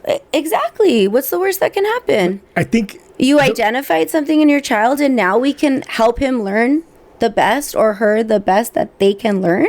Do you think parents don't want to, because they're in denial? They're like, no, yeah, he doesn't have that. She doesn't have that. There's still stigmas around all that, and I don't know why. To me, I think that should be considered like a child abuse or something. Neglect? Yeah, I think that should be reportable. We're mandated reporters. Mm-hmm. I think that should be reportable, because you are denying your child access to learning. Right. If your child had bad eyesight, would you deny them glasses? That's a good one. If your child couldn't hear, would you deny them hearing aids? That's a good one. Right? All it's going to do is assist them in learning and being better. Mm-hmm. That I strongly feel that. I'm passionate about advocating for children and their learning needs. Mm-hmm. I am passionate about that. And that's why you went the route that you went. It's important for kids to be able to learn in a way that they can learn. It's important for kids to learn in a way that they can learn. Absolutely. So with your, with that background, how often, you're bringing it to your classroom, mm-hmm. right? You're bringing it to your classroom. What do you use most from that class? What do you use most from that class on a daily basis? The class that you took, just that entire, everything that you learned in my classes? In your classes in college, what do you use most on a daily basis? If it's possible to answer something like that, you know what I mean? I collectively, all of it, right? I have to take benchmarks of, are they on par developmentally, socially, behaviorally, where they are at? Are they, for example, some stuff, are they progressing the way that they should be? Are they just lazy? That's a big one. Right? So how do you figure that? How do you filter out? How do you separate that? I don't know. Honestly, I don't know if this is the right way, but this is what I do. Yes. My friend. Is this your best or is it not? Because this is not where your benchmark should be. And if this is your best, I'm going to have to talk to your mom about assessing you. Do you want me to? Or can you try again? Mm-hmm. Be honest. No shame. If this is your best and we're in the 8th grade and your best sentence is 3 words, because that's a 3rd grade level, maybe that's a reach. And that's your best and you're being super honest with me. Again, no shame. I need you to be real honest though.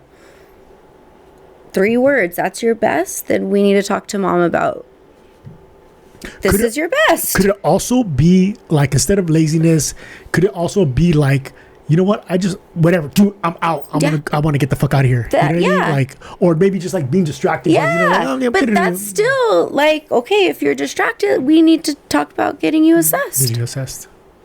and figuring out a better way for you to learn. Right. Figuring out a better Help way me for help you. you. Yeah. Because are you okay? So I don't really know too much about it. Again, I don't know that that's the best approach. And again, I don't think any of this would work in a public school. I think it does, because you're putting the kid in a situation where, like, fuck, you know, like maybe I don't want to get assessed, so maybe I do have more in me. But in my reality, in my current reality, my class size is super small. I've been with these kids for a couple years. This is a one-on-one private conversation with just me and the kid, not in front of everyone. There's no like humiliation happening. I know this kid. There's community that's built. There's trust that's built. I know, I know the parents, and I'm like, dude, is this for real? Yeah. And then 99% of the time they're like, my bad, Miss Nunez, I'll redo it. And then they give me their great work. Okay, there you go. You know? Yeah. And I feel safe doing that with them. I'm laughing because I could just imagine somebody telling me that. Like, and what you would have done, and you would have. I'm gonna fucking try my best, right? Or, you know what I'm saying? Because of that stigma. Is that word? Is that correct? Like stigma that's attached to getting assessed? Yeah, kind of. Right? You know, because and that's why I'm saying, like, I don't know that that's the best approach, but for like these specific kids, maybe it is. I don't know. Yeah. I don't know. And I wouldn't do that for like every kid, but I know my kids. As an adult, right? As an adult right there, right now, if a professional was like, hey, Cal, I think you need to go get assessed. I'm like, I know. I've told friends though. I can call that out. I've told adults. Oh shit, man! Because I think, well, you know, what's the difference? What's the difference between not being, not being able to focus, and because you're just like got so many things going on in life, or because there's days that I can't focus. You know what I'm saying? So I do. You know what I do? I've learned because of life and life experiences. I've just learned that I need to take a break. Yep. And the break might be just turning everything off, and just being silent, yeah, and allowing myself to catch up to myself and to balance out. You know what I mean? Like, do kids fucking need that as well? Yeah, because our kids are so overstimulated. Yep, I give brain breaks, or I give head down breaks. Different things. A lot of it. I use the words like, "Hey, we need to re-regulate right now. Let's calm our bodies down." Yeah. Or you need to self-regulate right now. The feelings that you're feeling, you need to learn how to self-regulate. Because I think it's important that they can name their feelings.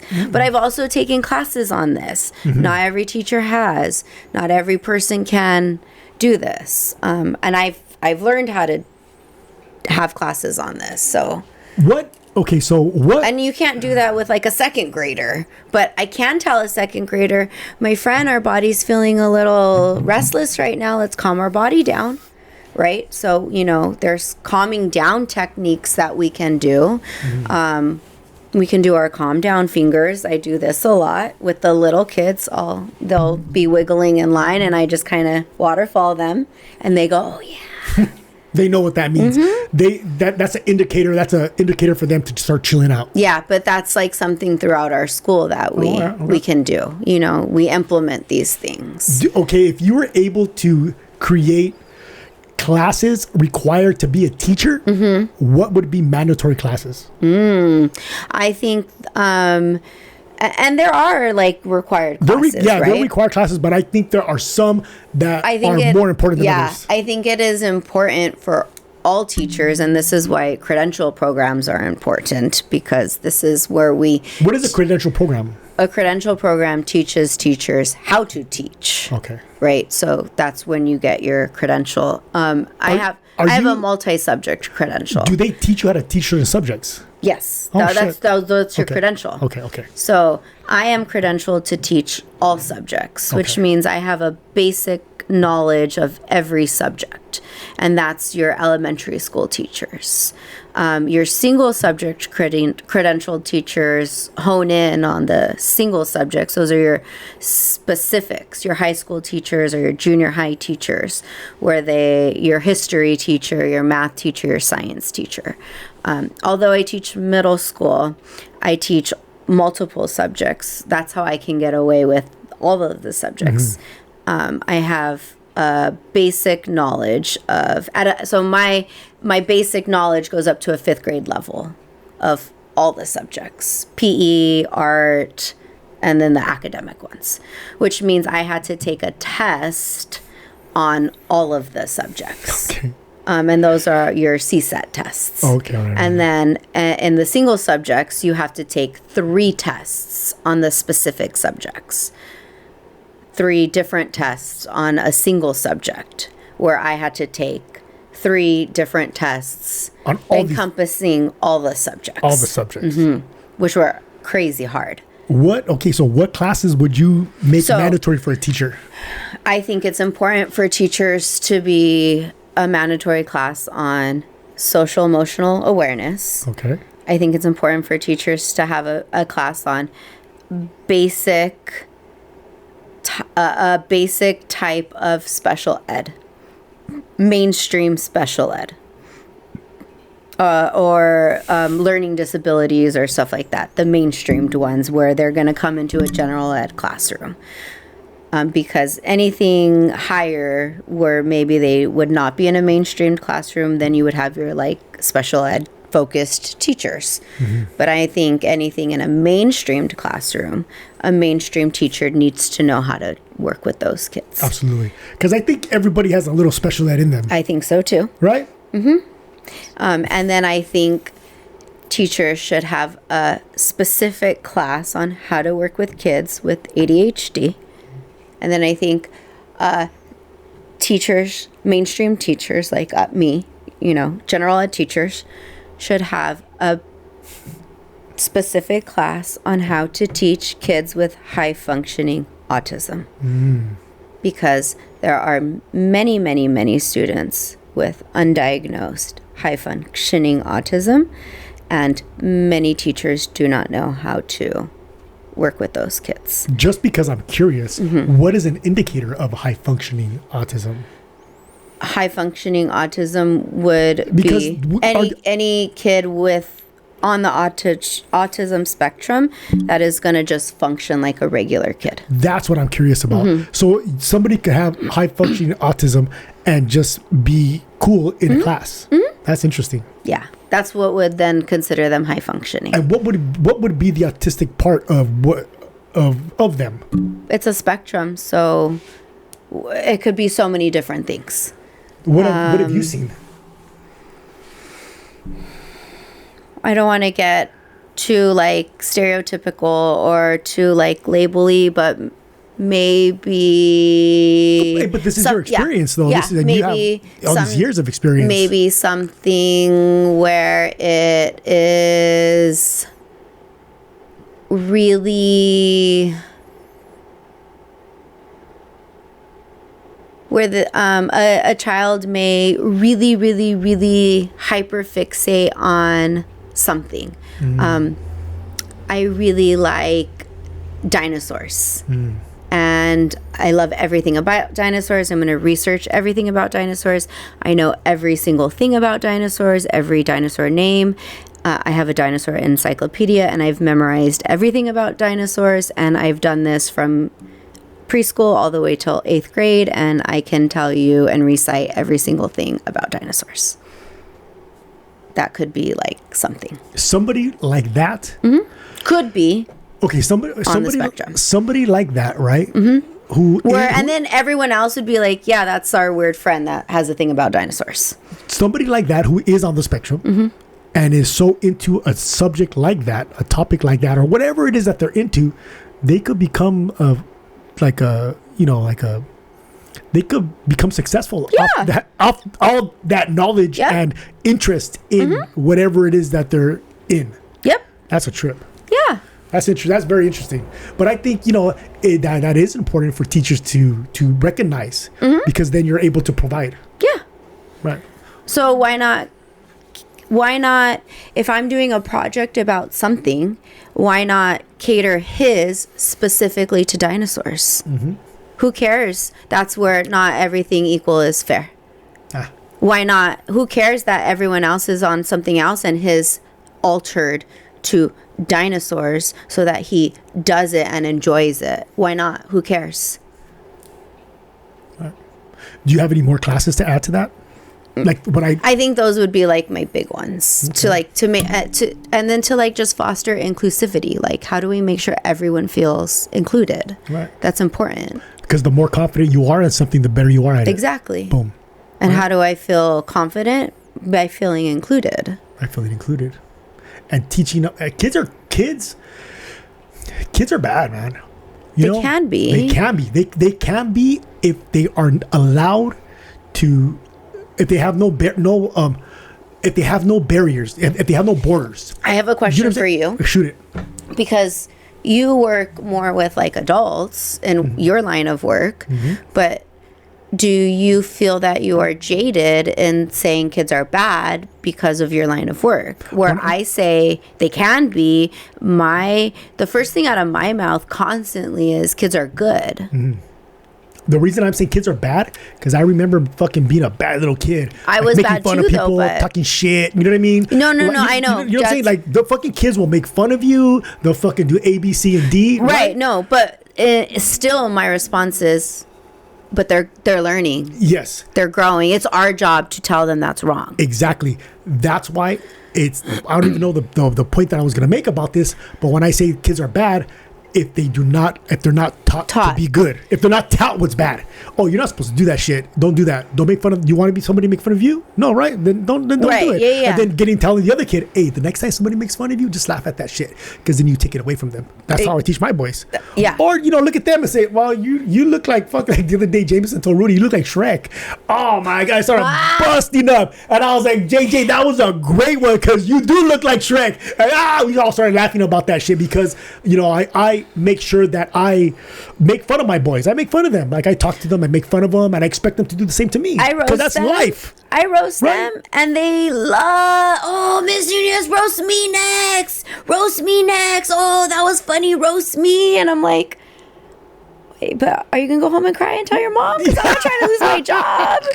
Oh, get me next. But then I have to teach them boundaries. Yeah. Okay. Oh, I love that we all feel comfortable roasting each other, but let's talk about some things that are off limits then. Right. This is how we properly roast each other then. This is, okay, let's get into it then, but what are some things we can't make fun of each other about then? Because if they're going to do it, how do we do it correctly? And then how do we know when it's no longer fun anymore? How many times one no means one no and we're done? Maybe it was funny the first time, but not funny the second time anymore. When is it too far now? Or when is the joke no longer funny? Because if we're going to teach it, or if we're going to do it, then we have to teach how to stop it, right? Because calling him Shrek is funny, and if Rudy laughs, but then if you call him Shrek for a month straight, he's going to fucking turn into Shrek. Then it's an old joke. Yeah. You also have to teach him new material. Yeah. Teach him how to be witty. Yeah. Teach him how to have quick comebacks. Yeah. You got to teach them all of it then, Absolutely. Right? Yeah. Because you can't have the same joke forever. You can't just have a one-liner. You got to evolve. Exactly. You got to evolve. You got to be a good shit talker. In life, you got to be a good shit talker. So I'm doing all of it. Dude, when the joke's played, and then I'm like, dude, get new material. That joke's played out, my friend. You've been saying that same joke for 2 weeks now, bro. We got to teach it all, though, right? Teach it all, yeah. And so I also do that. Well, I try to. That's a life skill. It is. To be able to give it and to take it. And if you can't take it, don't give it. And I think that's critical thinking, in my opinion. Why? Because you got to think critically. You got to be quick. Hell yeah. That's deep critical thinking. Some of my smartest friends are the best shit talkers. I think so. I think if someone can keep up with my level of banter, you're pretty witty. Oh shit. But yeah, I get frustrated with other teachers when they call kids bad. Because I'm like, maybe you should rethink your profession. Because are they bad? They're kids. How bad can a kid be? They're learning. Did you correct the behavior? Or did you just sit there and call them bad and then talk shit about them at recess time? Right. It's one thing to say a kid's bad, but then if you're not teaching them how not to be bad, then you're part of the problem. Right. And you're part of them being bad or getting worse. For me to call one of my students bad, maybe it's different because they're, 13, 14. But if you are calling a 6-year-old bad, how bad is a 6-year-old? I've seen some fucking bad 6-year-olds. But how, I get it. Are they bad or is the parent bad? And at what point does any of this fall back on the parent? Yeah. Because it all, it's like a little flower. Yeah. A little plant. And whatever you water it with is what it's going to grow into. Yeah. Right? And my grandpa used to say that it is easier to straighten out a baby tree than it is to straighten out a grown oak. Yeah. It's harder to change someone as they get older compared to when they're a kid. Yeah. That's the best. That's when you can mold them in the right direction. Yeah, I'm constantly saying, especially with the boys, because girls learn at a younger age to mask things, like to be proper earlier, because moms are telling girls at a younger age to be proper, right? That's like a very much, no, don't act that way. So girls are learning to mask things at a younger age instead of being more free. So then boys get this title of being more rambunctious. Oh, they're boys. Oh, I have boys, and I hate that. Well, boys are boys, but whatever. Do you think that kids would act differently if they were given a different title? I think so. If you just saying, let them be, you know what I mean? Yeah. Like if you use the same description words for a little boy as you would for a little girl, you'd get the same product. Yeah. All right. Because you have some really reserved boys. You do. You're right. And I think your twins are the perfect example of one that is a little more reserved and one that is not. Yeah. I think the three of your kids are perfect examples of three very different temperament styles of children. Although all three can be rowdy, JJ is very much a softer child in some aspects. He's a little more. It's because he's like quieter. Yeah, and very much so. That quietness should not be interpreted as weakness. Absolutely not. Because he's a fucking beast. Yep. By far. And the boys, everybody in my house knows that Jameson's a beast. Yep. They're all beasts in different ways. Trust me, I know. All three of them can kick my ass. And it's a trip to see. And this goes along with being aware of other people. You learn their triggers. Yep. You learn what they like. You learn what they don't like. And by getting to know, and you know what? Fuck, you got to pay attention to people. Yep. And by paying attention to my kids, and by learning my kids, I can really like connect with them and guide them in a direction for them to learn from me. Because I pay attention, and I do my best to pay attention to humans too, like to people. You have to pay attention to people. Something else that I do with your boys too that I can't really do anymore because they are getting stronger, but when they were younger is, I always mess with them and fight with them, but really we're teaching them how to self-regulate. We're getting them hyped up, and then we're teaching them how to like calm themselves back down. Like, all right, no, stop too much. And then Darla's always like, no, now you got them riled up. But I am still teaching them how to calm back down too. Like, we are teaching them how to self-regulate. Your boys are phenomenal at knowing time and place. Your three know how to turn it on and turn it off when they need to. And that is an important skill. And they can do that perfectly, in my opinion. I've seen them in situations where they've had to lock it in, and I've seen them in situations where they are batshit crazy. I've seen them in situations where they've come into the house from being locked in, and they're like, is it time? Can we go? And Darla's like, go ahead. And clothes come flying off, and they're running around all wild. And they're, for being as young as they are, that is a great skill to have. I speak so highly of your kids and the way that you and Darla parent them, because I can see how well they do in different situations. Think of it like code switching, but without actually speaking and, turning on and off the language. They turn on and off their temperament style in different situations. And that's a beautiful thing for kids to be able to do. And the way that they know who they can be with in certain people. And it sucks for Grandma Dora because she can't rein them in yet. When they were younger, she's always like, how do you do that? And I'm like, I just have to give them one look, and they know. They fucking know. She's pretty good at it. Now she's yeah. But when I mess around with them, it's just teaching them how to regulate. Yeah. And that's important. It is, because you just can't be a fucking nut. Mm-hmm. You have to know when, and also you have to know when somebody says, hey, I'm fucking done. Yep. Then, hey, they're done. Stop playing with them. Yeah. Or enough of this shit. You stop. They said no, stop. And that's why now at this point, I can give them one look and they know when I'm done. And it took a little bit of time, but they know now. Mm-hmm. And now they're just too strong for me. But they jump me in. It's hard to get them off of me. But they're packing me out the other day. It's getting harder and harder for me to fucking defend myself against them, because they're fucking big, strong, super. And I mean, Rudy's almost as tall as me. Yeah. He's Rudy's but big. So like things like that is things that I learned in class. Like how do we self-regulate? What are our temperament styles? What works for some kids may not work for others. Parenting styles, authoritative parenting styles versus different parenting styles. What works for some may not work for others, and learning that really made me reflect what worked for me, what didn't work for me, how was I parented versus, my brothers.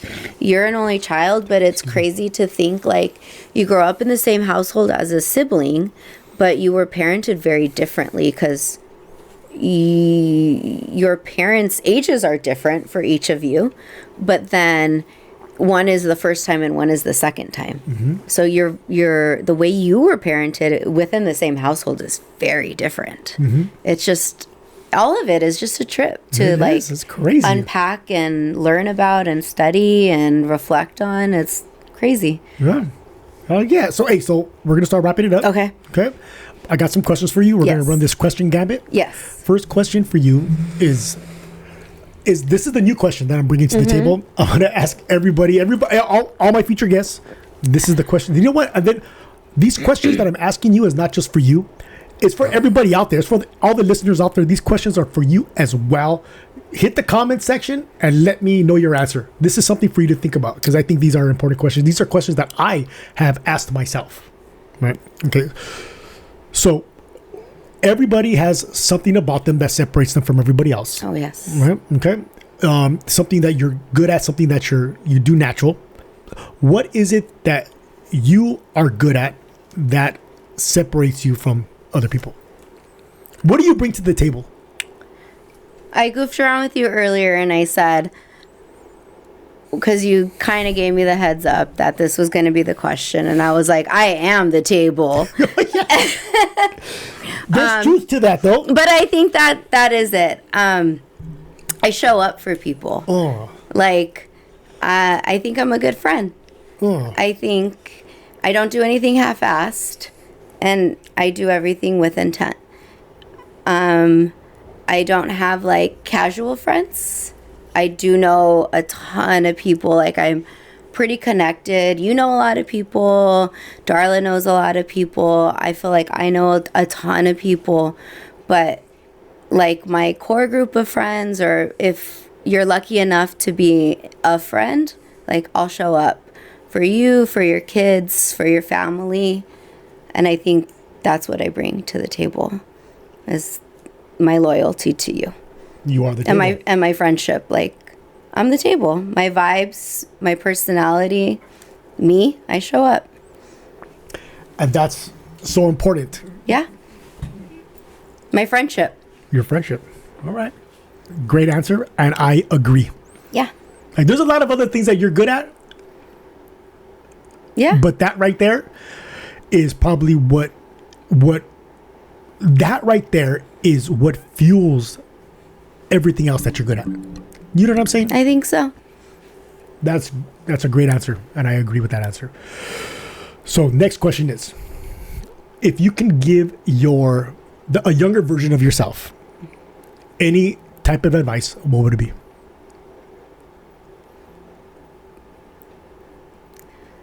I think it would be, it's okay to just like, it's okay to fuck up. It's not that serious. It's not that deep. It's all gonna work out however it's meant to work out. It's gonna be okay. That's great advice. Yeah. Who cares? That's what I tell my kids all the time. Who cares? Yeah. It's not that deep. Don't sweat the little things. Yeah. If I could just take back all those anxious, like, worries, for what? Who cares? I still am here. Mm-hmm. In the same spot. Who cares? For what? And that's do you teach that to your kids? Right? I don't teach it, but like I say it when they come to me with their worries. I'm like, what are we worried for? What? Mm-hmm. What's the worst that can happen? You did bad on this one test, but you did so well on all these others. It's okay. Will this one test define you? But then, like, why can't I tell that to myself? Mm-hmm. You can. Exactly. You can tell that to yourself. So then that's what I would tell little me. Boom. I like that. If you can, okay, let's talk about someone who has inspired you. And Now I'm going to get sad. It's okay. Hey, people walk around and do not know the way they positively affect people's lives. And I think it's important that we recognize people in our lives who have inspired us. So can you please recognize someone who has inspired you and how they inspired you?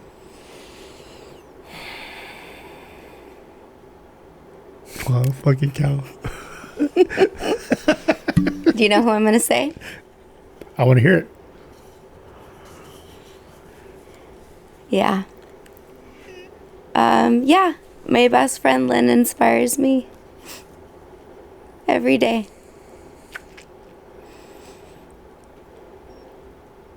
How does she inspire you? She inspires me. Sorry. No, fuck no. That's huge. Because that's huge.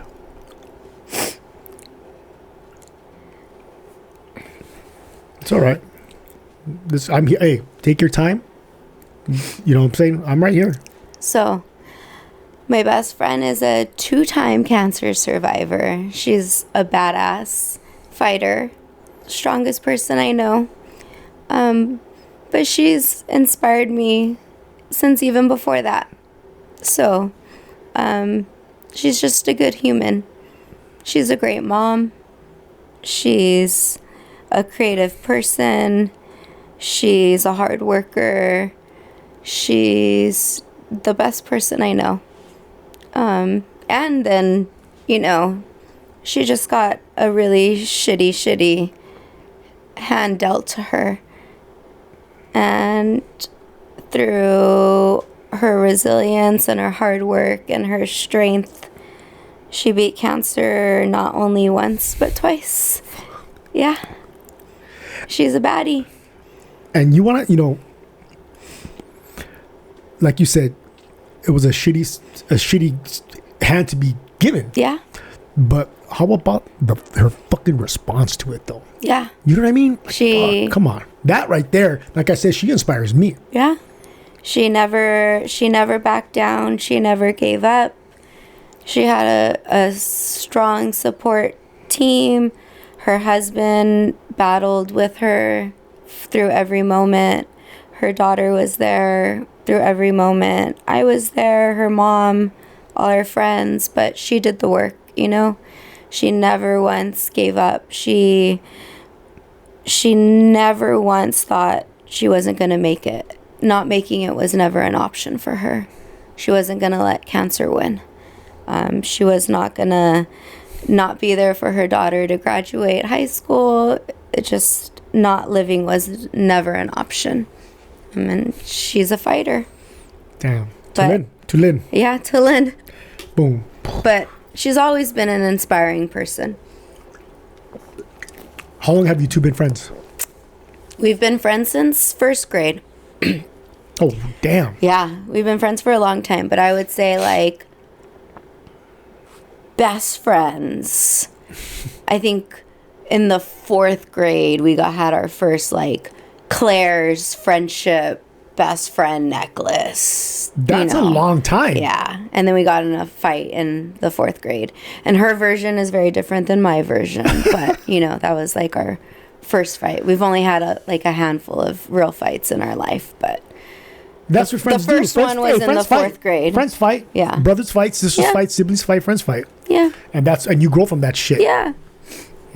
But yeah. So she inspires me every day. All right. My last guest left a question for you. Yep. Justin, what's up, Justin? Boom. UFO, Orange County, California. He wants to know what is the best time. What was the best thing you've ever experienced and the worst thing you've ever experienced? Okay. So I would say the worst thing I ever experienced was probably going through the couple years of dealing with the cancer treatments that Lynn was going through. Not because I was going through it, but just kind of living through that with her. Hard for her, hard for her family. And her pain brought me pain. Her struggles brought me struggles. It was hard for all of us. Mm-hmm. So then, the best, obviously her, coming back cancer-free both times. But I would say even bigger than that, I've always kind of goofed around like her daughter's been my biggest blessing, in that I don't have kids, but I consider her daughter the closest thing that I have. But then there's so much more than her daughter now, I guess all the kids in my life. Fucking making me emotional.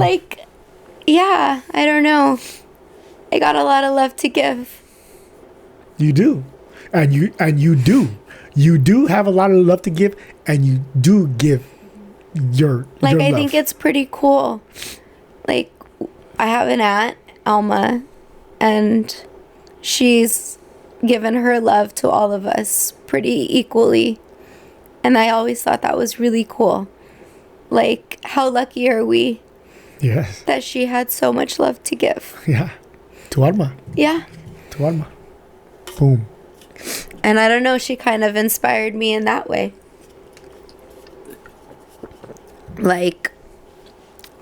I could do that too. And you did, and you have. Yeah. All right. And she shows up for us all the time. Absolutely, 100%. She shows up just the way that you described yourself showing up. She does the same. Games. Yep. The pad. Yep. Birthday parties. Whatever it is. Helping out, whatever we need. Helping out. Yeah, I know She's always been there. Yeah, I know that you and Alma will always. And I feel how could we not? I don't know. Our family is a lot of things, but our family has always been really close. Right. There's not a lot of. There's There's not a lot of us. There's a lot, but there's not a lot. And I try to be close with everyone as best I can. And how could we not? Yeah. Just try to be there for everyone. We are on this planet as humans, alive for such a short period of fucking time. Yeah. Why not spend it with the ones that you love and care for? It's just such a shitty place out there right now, you know? I mean, you know how I feel about the world. Mm-hmm. There's just so much hate out there. It could be so much better. I think it does. Yeah. But I also think that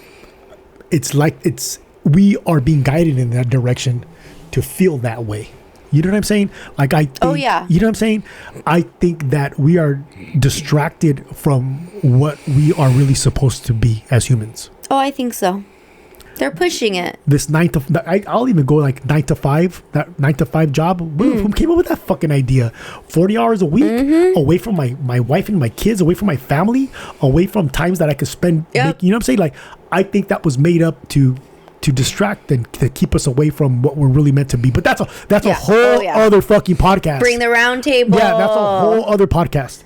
All right. So what question do you have for the next guest?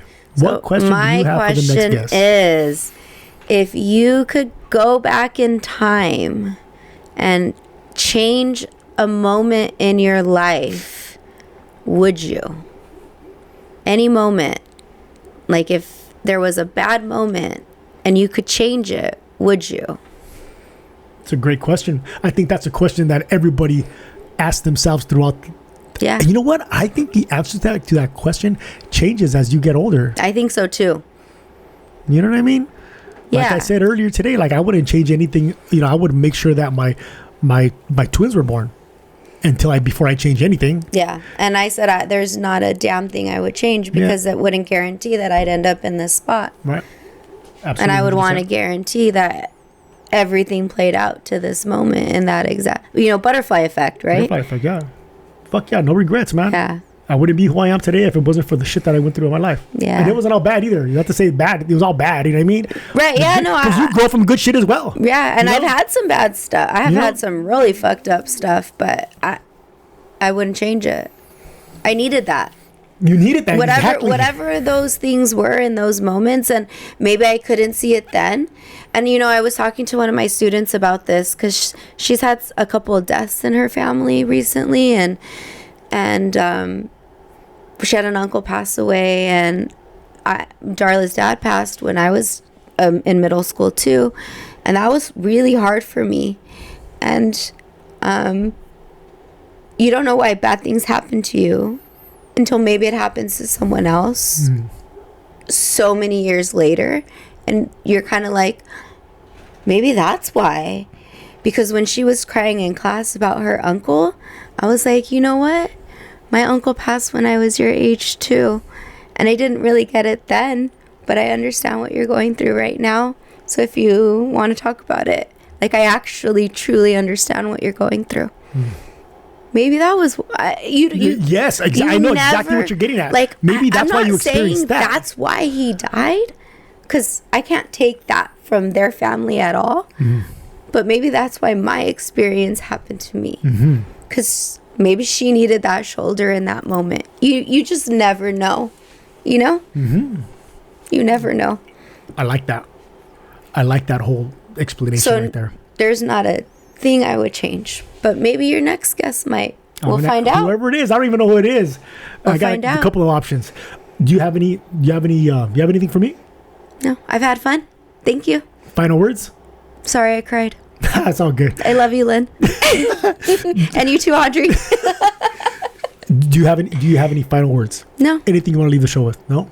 This was fun. Okay. So, like I said, I want to thank you for carving time out of your schedule, recording an episode, and sharing with me and everybody listening, watching, your attention and your energy. Now, you are not only a forever member of the Let's See What Happens podcast alumni, you are also a bell ringer, a member of the society of bell ringers. Yeah. You are always welcome back to the show. I want to get you back onto co-host. So would you be down to co-host? Of course. All right, let's fucking dig. Love you, Cal. Thank Love you. you too. Give me a hug. That's fucking great.